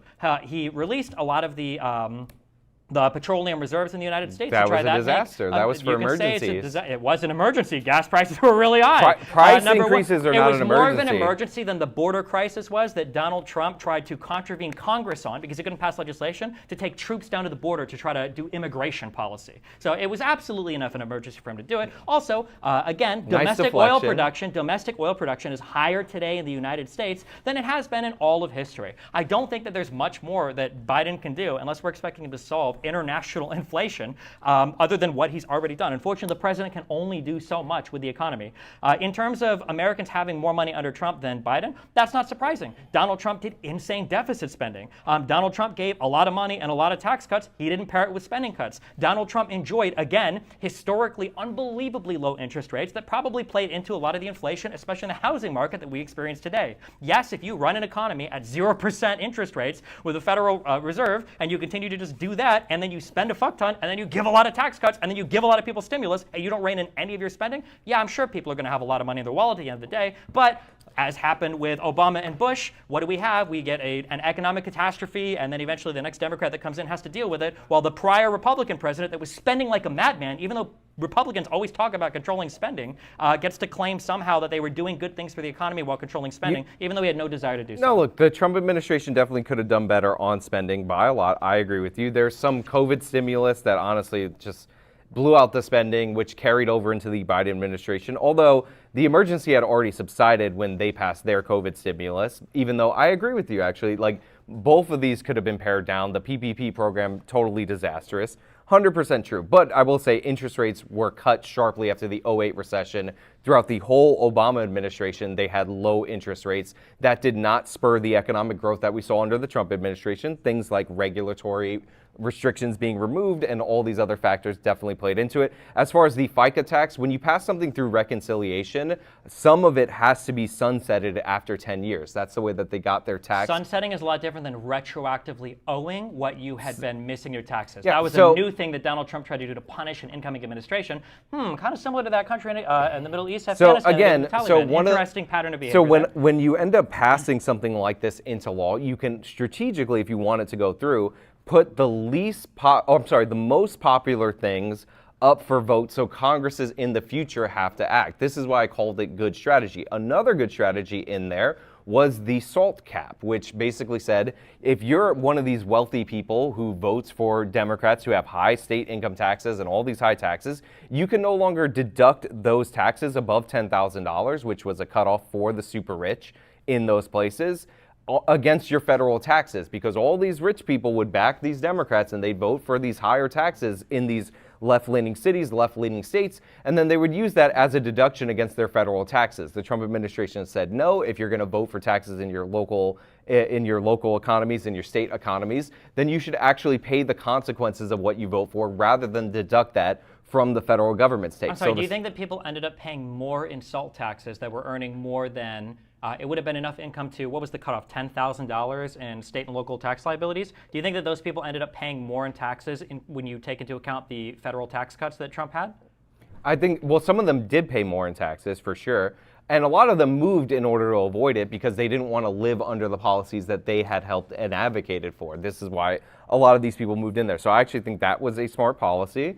And again, you have to pay for your city's taxes if you're going to vote for your city and lobby and support politicians that have higher city taxes or higher state taxes. So I think that was a good policy, because if you have a no income tax state like the great state of Texas, then you should enjoy the benefits of that and not have the federal government subsidize these blue cities and blue states that do the opposite. So I think well, doesn't the federal government send more money? Isn't there more subsidies going to red states and red areas? By definition, blue places just tend to be more economically prosperous. So than large cities the trick that a lot of confluence people will use is they'll cite like the state of Kentucky and say, look at all the federal dollars going in there. But the state of Kentucky has Fort Knox, and those federal dollars included for those military bases count in the federal government spending in terms of the accounting. Fort Knox has like something like 10,000 soldiers in it. It's where we keep all our gold. I'm sorry, do you think the majority of the disproportionate spending on red states is for military bases? A lot of it is related to military bases. bases. You notice for you sure. never answer a question? A lot of it? Do you think there aren't military bases in blue states? It depends on the state. But are there military bases in blue states? Is there a base like Fort Knox in a state that is blue that's comparable in size? Is Fort Knox accounting for the disproportionate amount of money spent in every single red state in the United States? A lot of red states are sparsely populated, so larger military bases in those states,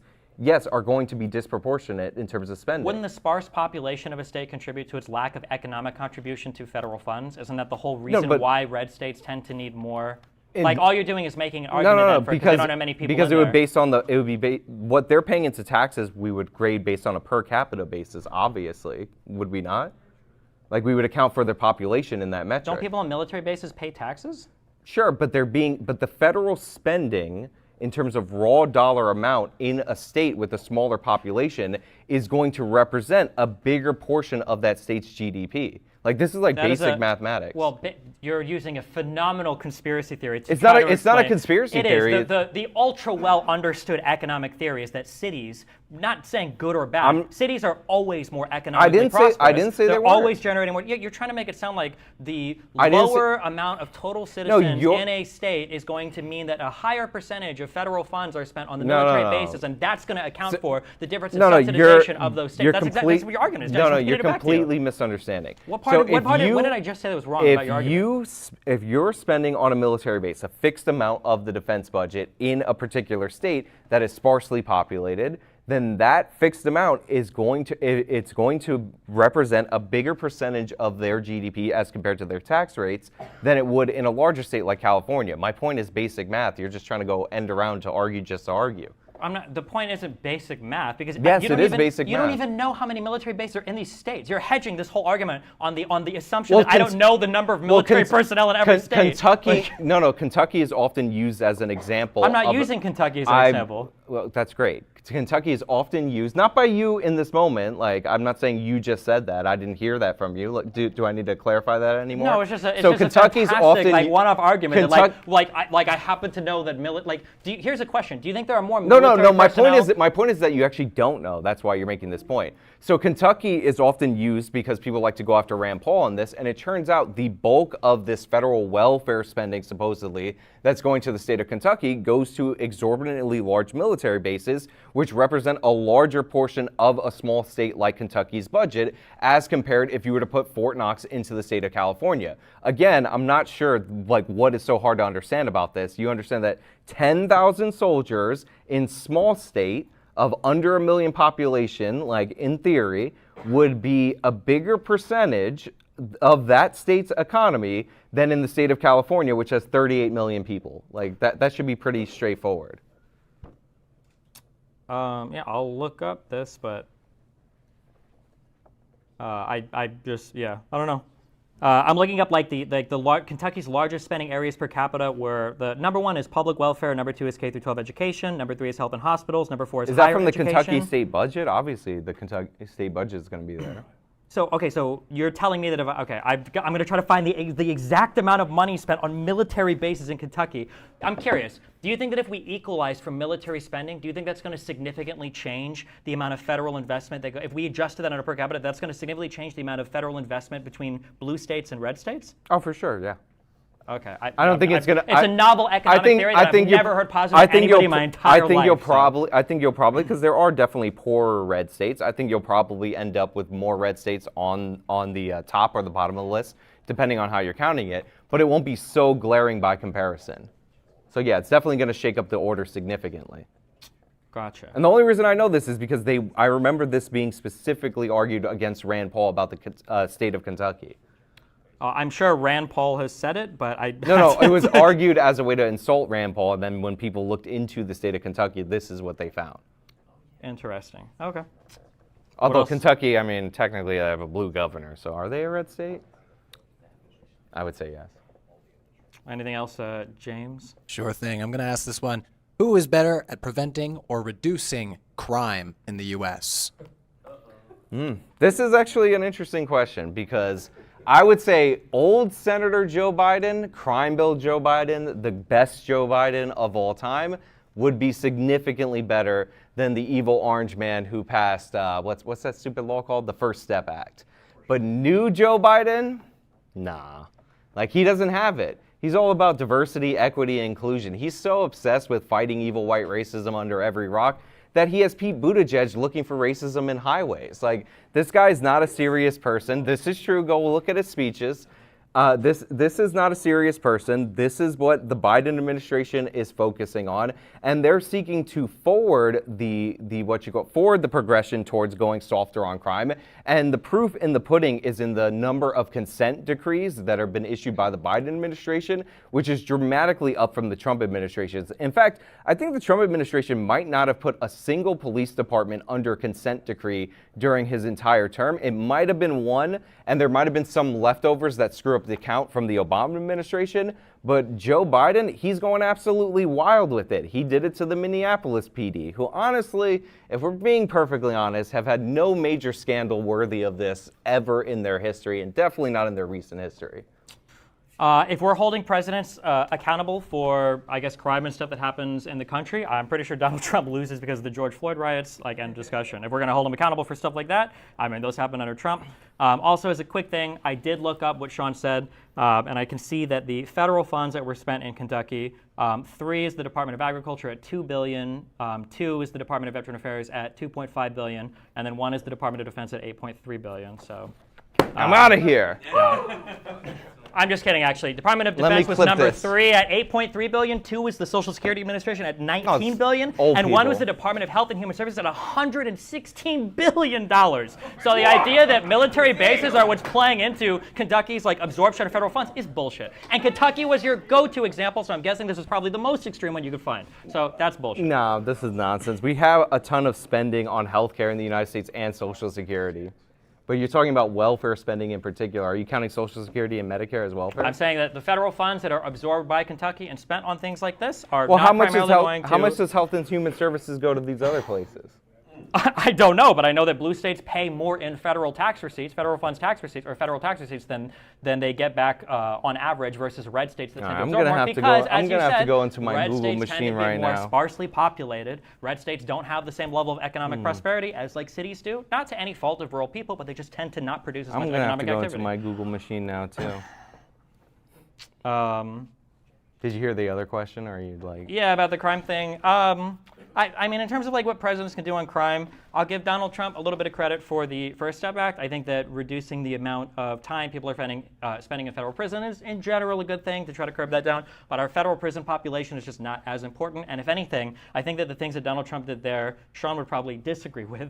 Like, for instance, I think under Donald Trump, as part of that First Step Act, I think they tried to claw back or take back how harsh the sentencing disparity was between crack cocaine and powder cocaine and stuff like that. So I don't even know if Sean would agree with the Trump administration there, but. Yeah. Oh, for the disparities between cocaine and crack cocaine, if you want to get rid of that, that's perfectly fine. But I will say the crack sentences match the meth sentences perfectly, which, those drugs are similar in terms of the violence that is associated with it. But, if you wanted to do that because you think that they're the same drug and that's the determining factor, I wouldn't be against that. That's our next question. Sure thing. I mean, I would also say as a thing there, it's hard to have a president who talks about law and order when Donald Trump is facing 90-some indictments. Wait, I think that also hurts his. I think that hurts his case as well. Can I just ask you which year you were looking at for Kentucky? Let's see. These are total state. This is on Ballotopedia, and I think the most recent one was 17? I'm not sure. Hold on. But I doubt it's changed significantly since then. Well, the year does matter, but continue on what you're talking. You can find that for me later. Yeah, Donald Trump is hard to be the president of law and order when you're potentially running your next campaign from a jail cell. All right. So next prompt. Who is better to help resolve the war by Russia on the Ukraine? I think when it comes to foreign affairs, the most important thing you can do is coalition build. And if there's anything that Donald Trump has shown time and time again that he is not capable of doing, both domestically and internationally, is building coalitions. Donald Trump cannot, to save his life, get a group of people to be excited about joining a coalition with him, supporting him, and working on solving problems around the world. It's just not his forte. Obviously, if you follow the plan that was set out in the Middle East, he's very good at coalition building. He got nations like Saudi Arabia, Israel, and all these Islamic nations that have never been friendly with the Jewish state to align with them, and I think that's pretty stellar. All right. Next one. Who is better for immigration? The honest reality is, like, right now, Americans just don't care about immigration that much. It's not at the forefront of anybody's agenda. I know that Donald Trump wanted to do a whole bunch of stuff with immigration, but he didn't. Obviously, there's no comprehensive immigration reform. Donald Trump tried to lead through executive action, which any conservative should be against. And then worse than executive action, he tried to invoke like a state of emergency to fix immigration issues at the border, which again, even the old inner conservative Nebraska part of me shudders a little bit in terror that a president that has such a majority in the House and Senate can't bring his party together to actually do any kind of actions on immigration, and he has to rely on like wartime powers as the president to try to get any of his policy done at the border. Well, first and foremost, the state of emergency happened, which was COVID-19, when he didn't have both chambers of Congress. So, like, that's why it was declared. Yeah, but he ran on the wall, and he did have both chambers of Congress. I mean, there are things that he could have done to pass things more legislatively. Unfortunately, immigration reform is something that many different administrations have failed to get through. However, on the executive level, and the president does have power over law enforcement agencies, the policies that he came up with, and like some of them were creative reinterpretations of laws, which is true. Like that Trump does have creative interpretations. Well, his legal team has that. Yes. But again, the Remain in Mexico policy is probably the most rational immigration policy that has come out of any administration, and you would be in support of it if it came from somebody not named Donald Trump, which basically says you can't abuse our asylum system.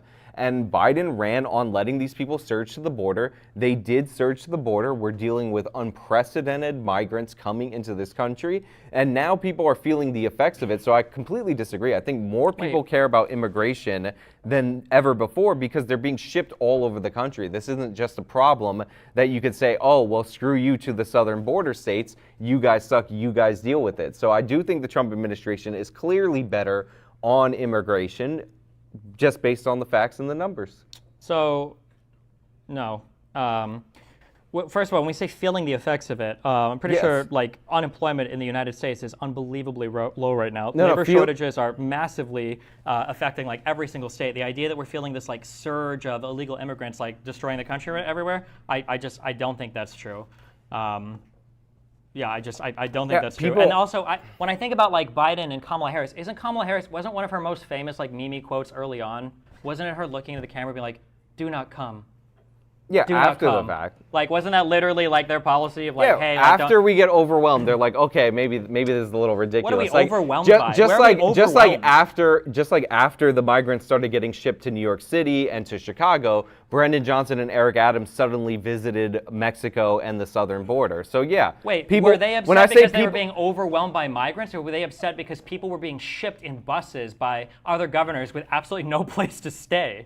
Well, first of all, they passed a law saying that they wanted them there, number one. Number two, one of the big misnomers Wait, they passed a law saying we want people to bus immigrants to our states? Not that specifically. They they were saying that they were welcoming to immigrants, that they were not going to work with federal law enforcement. They actually strengthened previous sanctuary city laws under Lori Lightfoot while Trump was president as an own to the orange man, and under Bill de Blasio in order to make themselves seem like the most welcoming place. Then the migrants come.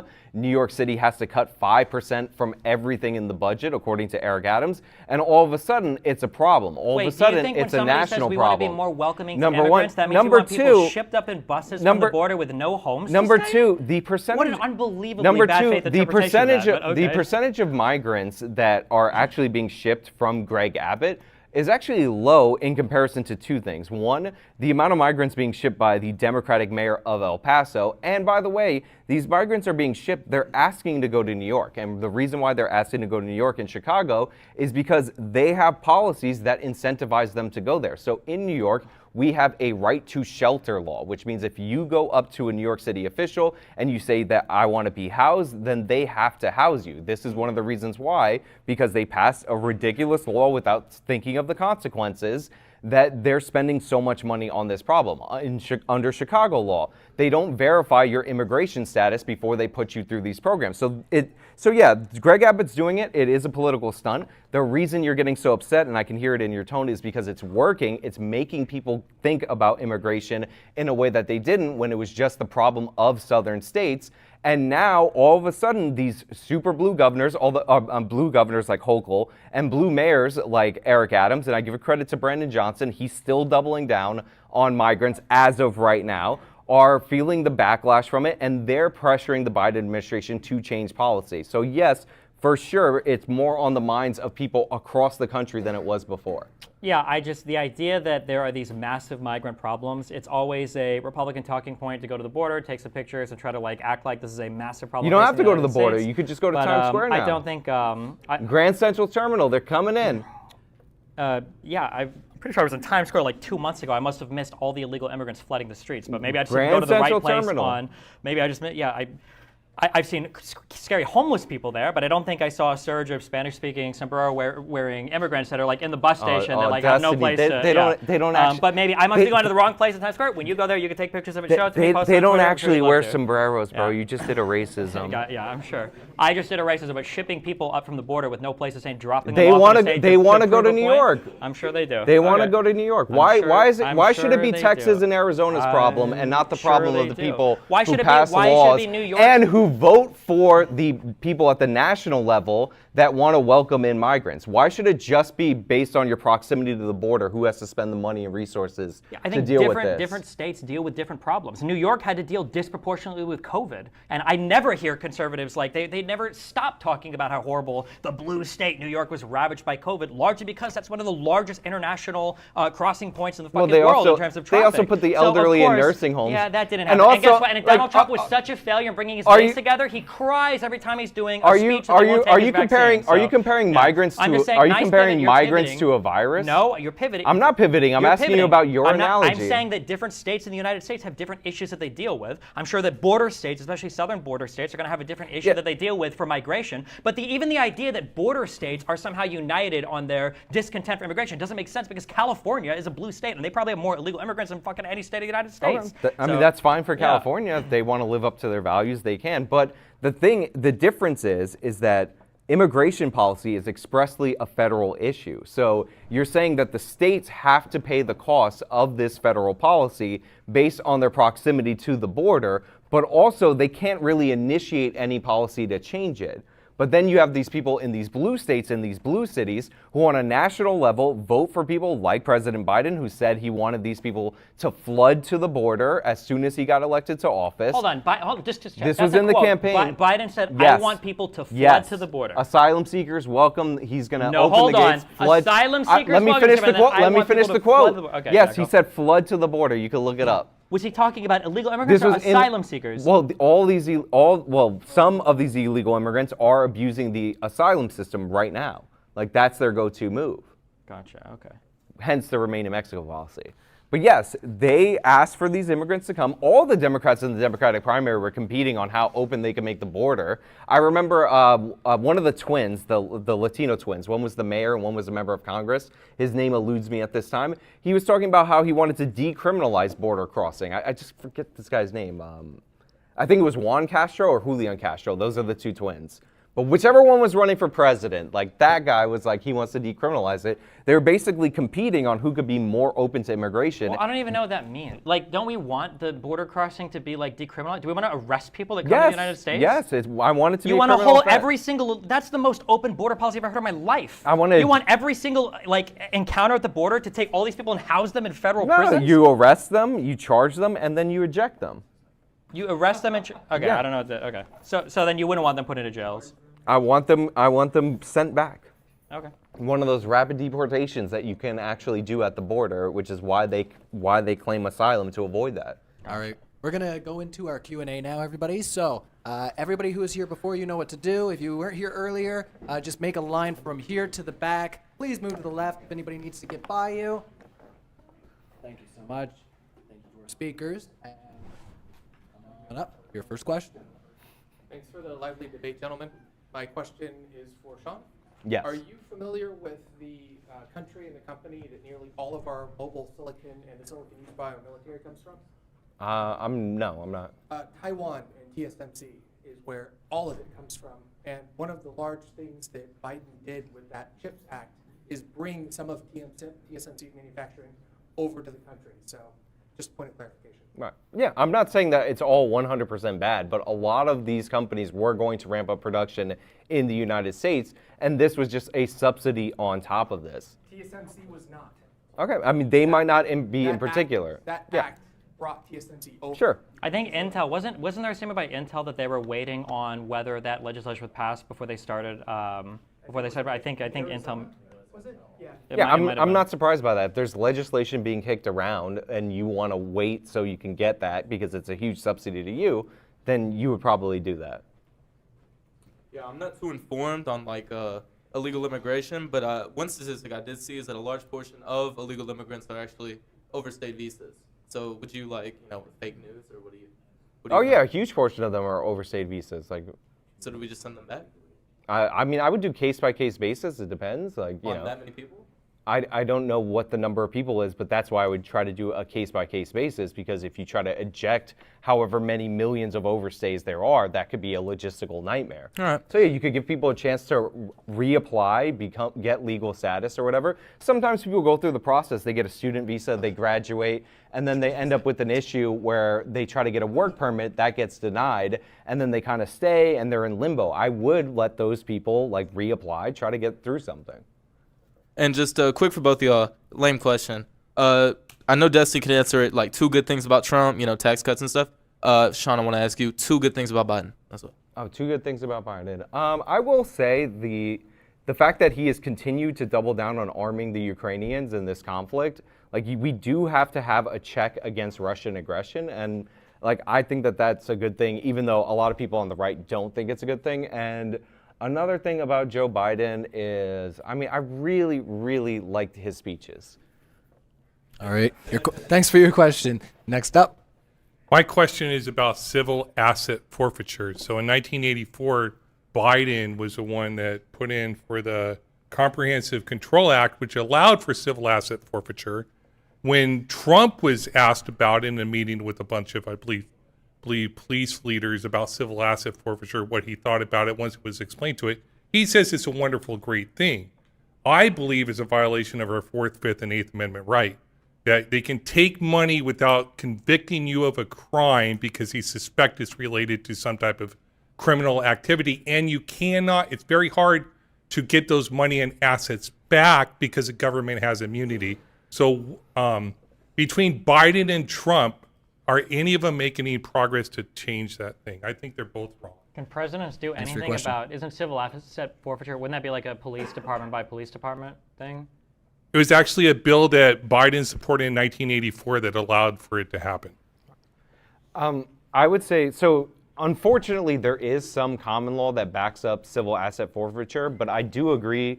I think it's just a straight up violation of the takings clause of the 5th Amendment. If they take something of value of yours, they have to compensate you for it, or there has to be due process of law.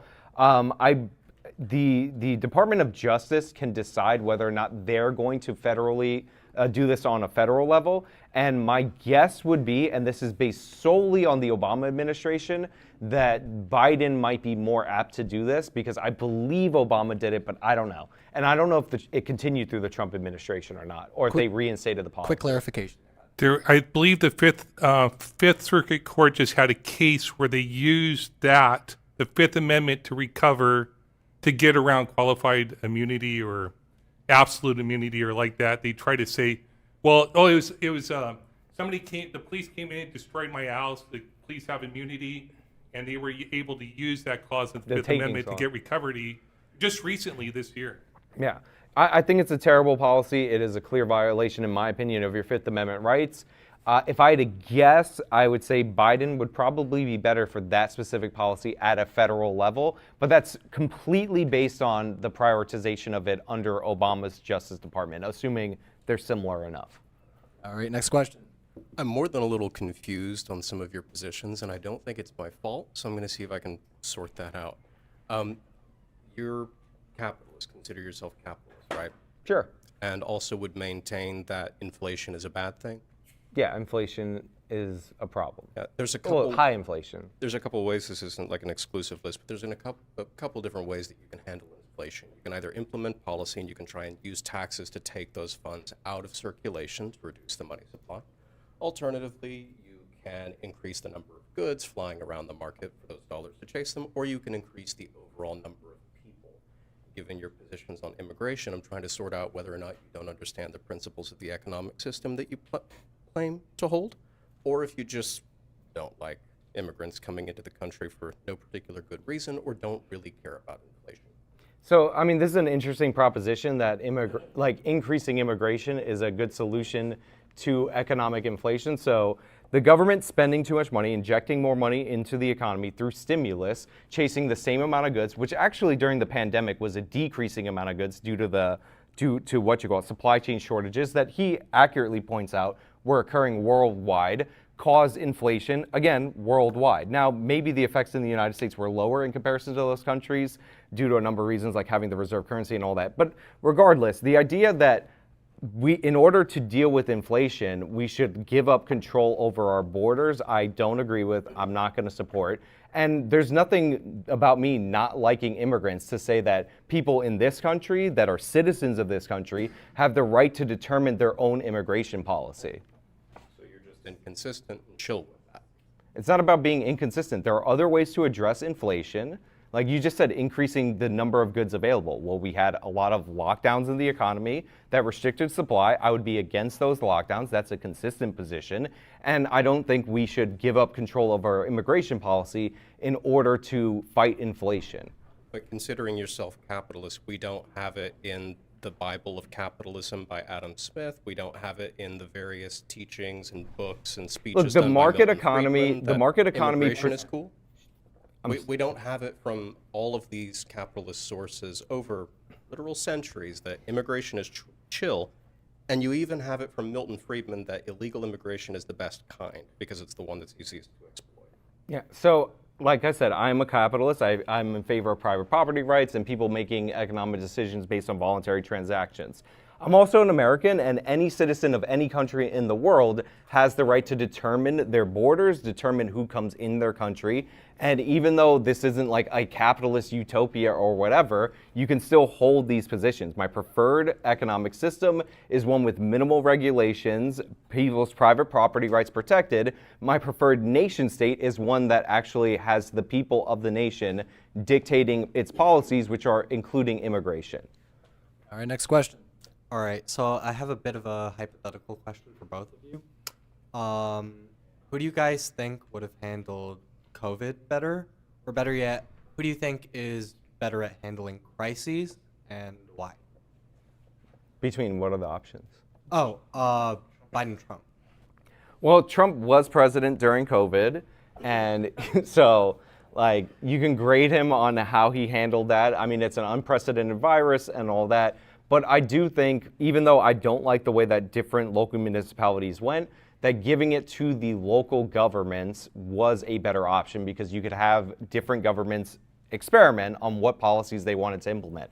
So Florida had a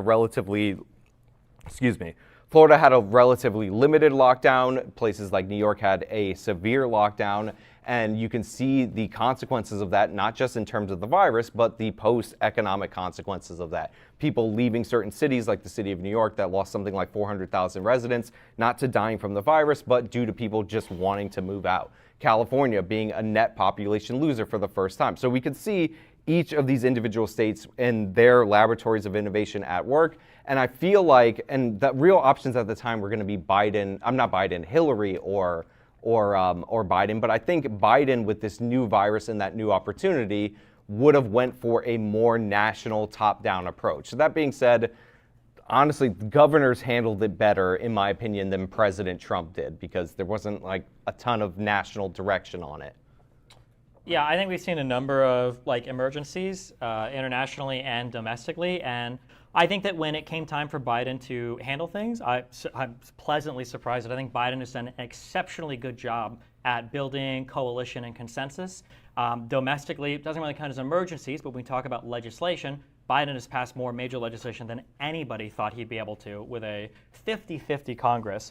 When it comes to it being an international leader, I think that Biden's efforts to shore up the feelings of all of our NATO countries to get them to contribute more than us to Ukraine, I think was amazing. Biden did a really good job at coalition building. He did a really good job in decisions relating to the declassification of intelligence to keep track on Russian moves. And he's done a really good job at making sure that the Ukraine project, learning from our mistakes in Iraq and Afghanistan, was one that the entire friendly U.S. world was on board with, and not something that was just a U.S.-led mission with no clear defining factors or goals. I would say the same thing is happening in Israel, where Biden is walking an incredibly fine line of saying that we are going to be a strong ally to Israel, but Biden has been a very strong check on the amount of destruction that's happening in the Gaza Strip right now because of his check on Israel. So, for instance, Israel delayed their invasion into Gaza.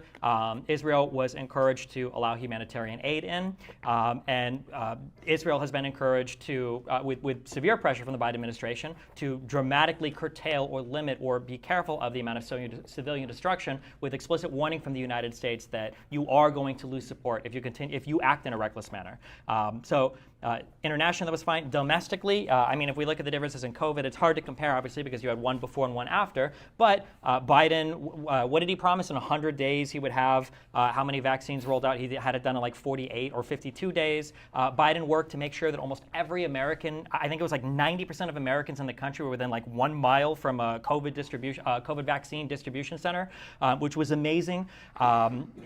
I think that when we looked at Donald Trump's response under COVID, I think it was an unmitigated failure. He wasn't a leader. He denied it was a problem for so long. He had an inability to get people to come together to create PPE. He had fightings all over his administration. There was no coordinated national level response for how things should be handled. Instead, it was done state by state, which was a fucking disaster. And we can even see when we look into the red districts, the districts that voted for Trump and the districts that voted for Biden, the ones that had the higher fatality rates, the ones that dealt with more COVID that dealt with more COVID issues, all of them were states that voted for Trump. And the go-to excuse is always, well, those people are older, which, by the way, is more of a reason for them to be more stringent. But also, when you adjusted for age, they still had higher fatality rates because they weren't getting vaccinated and they weren't enacting any of the measures that would have kept them safe from any disease transactions. So I think and then look at the George Floyd riots. What was it? We had some federal police that were arresting people in some states. We had Donald Trump stoking the flames. Look at January 6th, right? You had Donald Trump with the ability to shut that down at any point in time, stewing on his fucking bed, probably watching reruns of Good Morning America or whatever in his fucking bathrobe.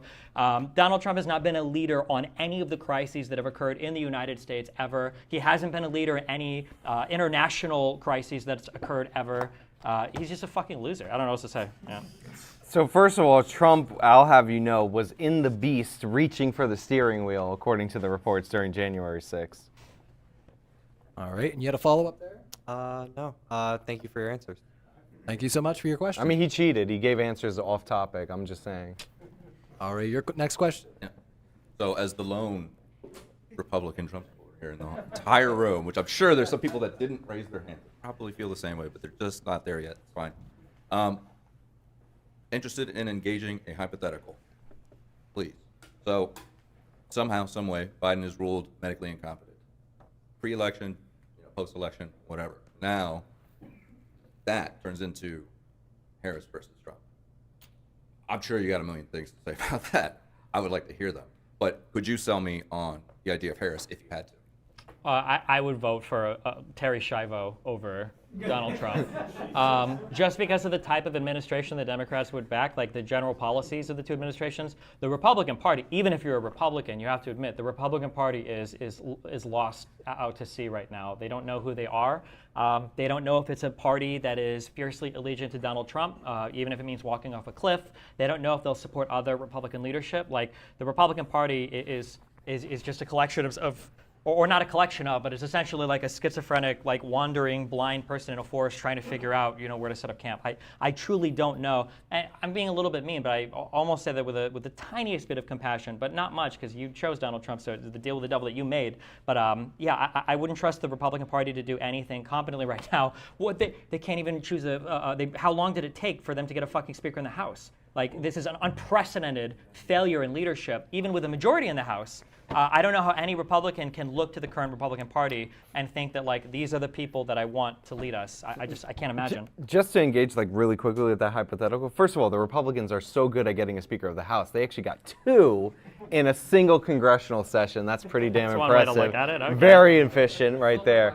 Yeah, number 2. Honestly, if I were a Republican, I would rather have a Kamala Harris presidency than a Joe Biden presidency, because the one point that he made throughout this whole entire day that's dead on accurate is Biden is good at getting legislation done because he is a creature of the Senate. He has been there since it was formed. He watched the building get constructed, and he knows how to legislate in a way that these younger politicians just don't.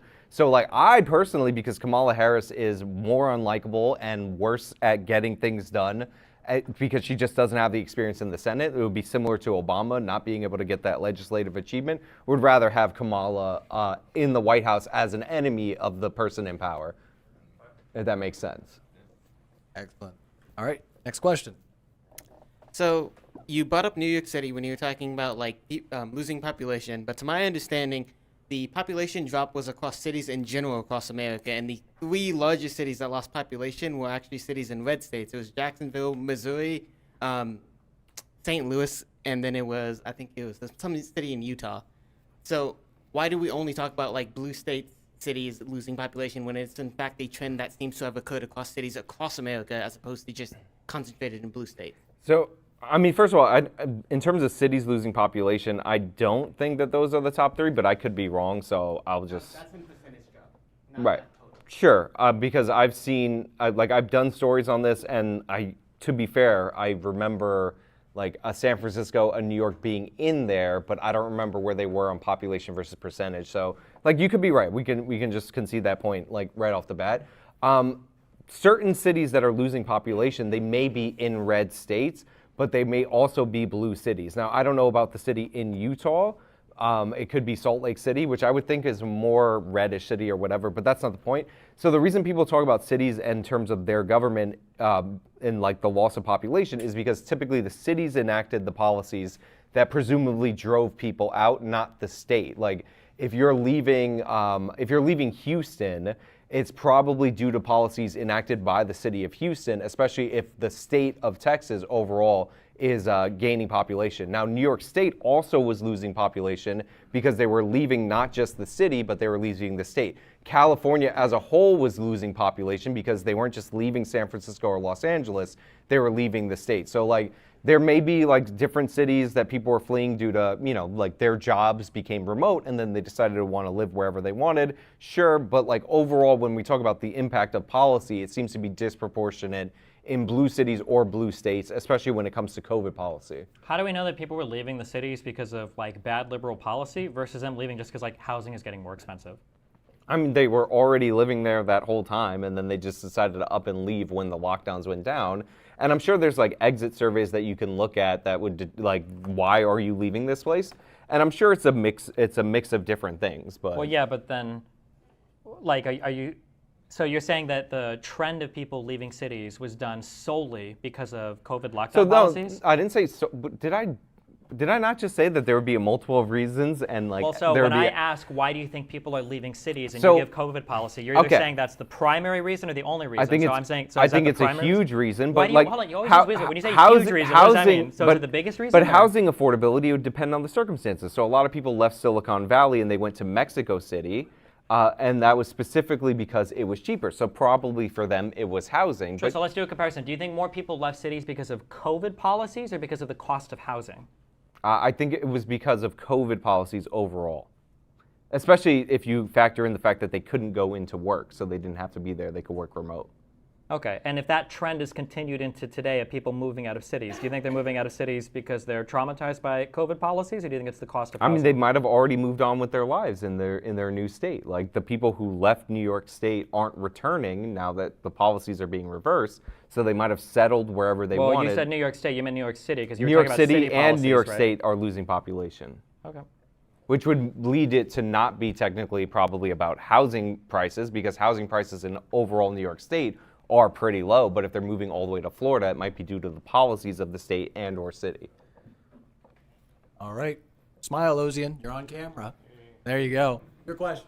I just want to correct something about the civil asset forfeiture that Destiny asked about. The law allowed the government to collect, the federal government to collect up to 80% of that money, which creates the problems of recovering the losses. But my question is, I can foresee a scenario where Trump is in prison in Georgia, and Georgia doesn't have to pardon him, so he can go sit in, I don't know what, that'll create some type of constitutional crisis there.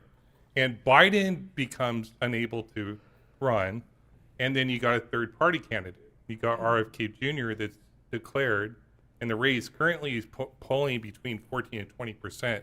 I don't personally support him. You should vote Libertarian Party, by the way. Anyways, what do you think about this scenario? Is there a potential for RFK Jr.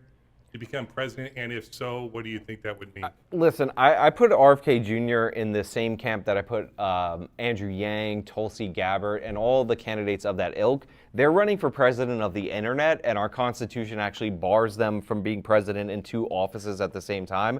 So I don't consider them like legitimate candidates.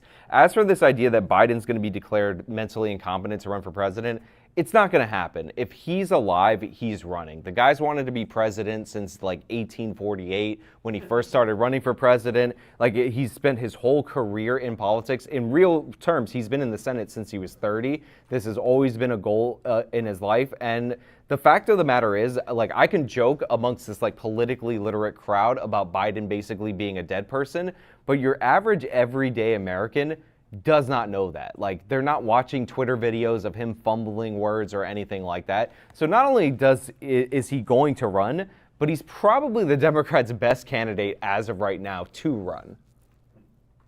All right, next question. All right, Sean, I understand this is mostly Biden or Trump, but is there another Republican or conservative candidate you would probably put higher than Trump? I know that he asked about RFK, and you mentioned Tulsi Gabbard, but there's plenty of other Republican candidates, DeSantis and so on. Even Ted Cruz has tried running and mentioned it a few times. So would you consider any of the other Republican candidates higher than Trump? And I'd also like to say thanks everyone for coming. Yeah. So thanks for coming to Dallas. And last bit, Obama. Obama. So this is a good question. If I had, like, first of all, like, Trump's going to win the primary. Like I'm 98% sure. If I had to pick somebody that I would prefer to be the president, based on most of their policies, it would be somebody like Governor Ron DeSantis, who's effective at governing. So, like, one of the things that I was so impressed by, because we just don't do this in America, is when whatever hurricane or whatever the hell hit Florida, there was a bridge that got torn down in the Keys, and that bridge got rebuilt in 3 days. We don't build anything in the United States of America in 3 days. We actually have to go through 3 years of environmental impact studies just to decide whether or not it's going to hurt the turtles too much to build it. So as a more effective governor, like in terms of governing, not just being a governor of Florida, I would think Ron DeSantis is better at being a better taskmaster. But I don't think that I don't think that he's a better candidate. And honestly, him signing that 6-week abortion ban or whatever, like, he didn't have to do that, and I think that sunk him on a national level, even if he did win the primary. So he kind of destroyed himself nationally. All right, next question. Yeah, so I noticed that a lot of this debate was about like the previous track records for each administration, which, like, fair. But I was curious about more so the take of looking forward to like 2024 and beyond. To, like, I mean, Trump has announced things that he wants to do, part of his platform for 2024, Project 2025, etc. So, yeah, I'd just like to hear you make an argument for what you think Trump would be doing that would be better for America and the world, and then Destiny, maybe if you could like shit on his answer. Thank you. Well, I think the reason we talked about frame it. past record is because past behavior is a good predictor of future results. And like a lot of the stuff that the Trump campaign is announcing, like how we're going to re-examine birthright citizenship under the 14th Amendment, is stuff that he announced during the last Trump campaign and a year into his presidency and 2 years into his presidency and 3 years into his presidency. And then in like the last couple of months of his presidency before the election, he was like, I'm going to re-examine this. So like whatever he's promising right now on the campaign trail, like I would rather trust how he acted in office and the things that he did and basically letting the people that he appointed craft policy in those realms rather than what he says on the surface. Yeah, Donald Trump was just horrible in almost every conceivable way, and in some ways that are kind of like important to me, like even as an American, even as somebody that used to be conservative. I can't imagine electing a president that said that like he would consider suspending the Constitution because he's asked Matt about the last election results. That's an unfathomable statement. If any person, even tangentially related to the Conservative Party, or I'm sorry, to the Democratic Party would have made any statement, like if Hillary Clinton's like daughter-in-law would have made a statement like that, I feel like conservatives would be screaming it from the rooftop for the next like 10 years. And the fact that Donald Trump himself said that on social media is insane. As much of a meme as it is, I think in a way the president is kind of like the American international cheerleader and domestically supposed to be the guy that brings us all together. There has never been, at least in my history, like a president as divisive as Trump, somebody that's as embarrassing on the world stage to talk about. I just think in every conceivable way, like even independent his agendas, which are horrible. I wouldn't want him leading my nation at all. Like it's an embarrassment, I think, to the United States. And just to fact check you, Hillary Clinton would have a son-in-law. Her daughter's also not a lesbian. Okay. Oh, Hillary Clinton would have a son-in-law. Gotcha. Well.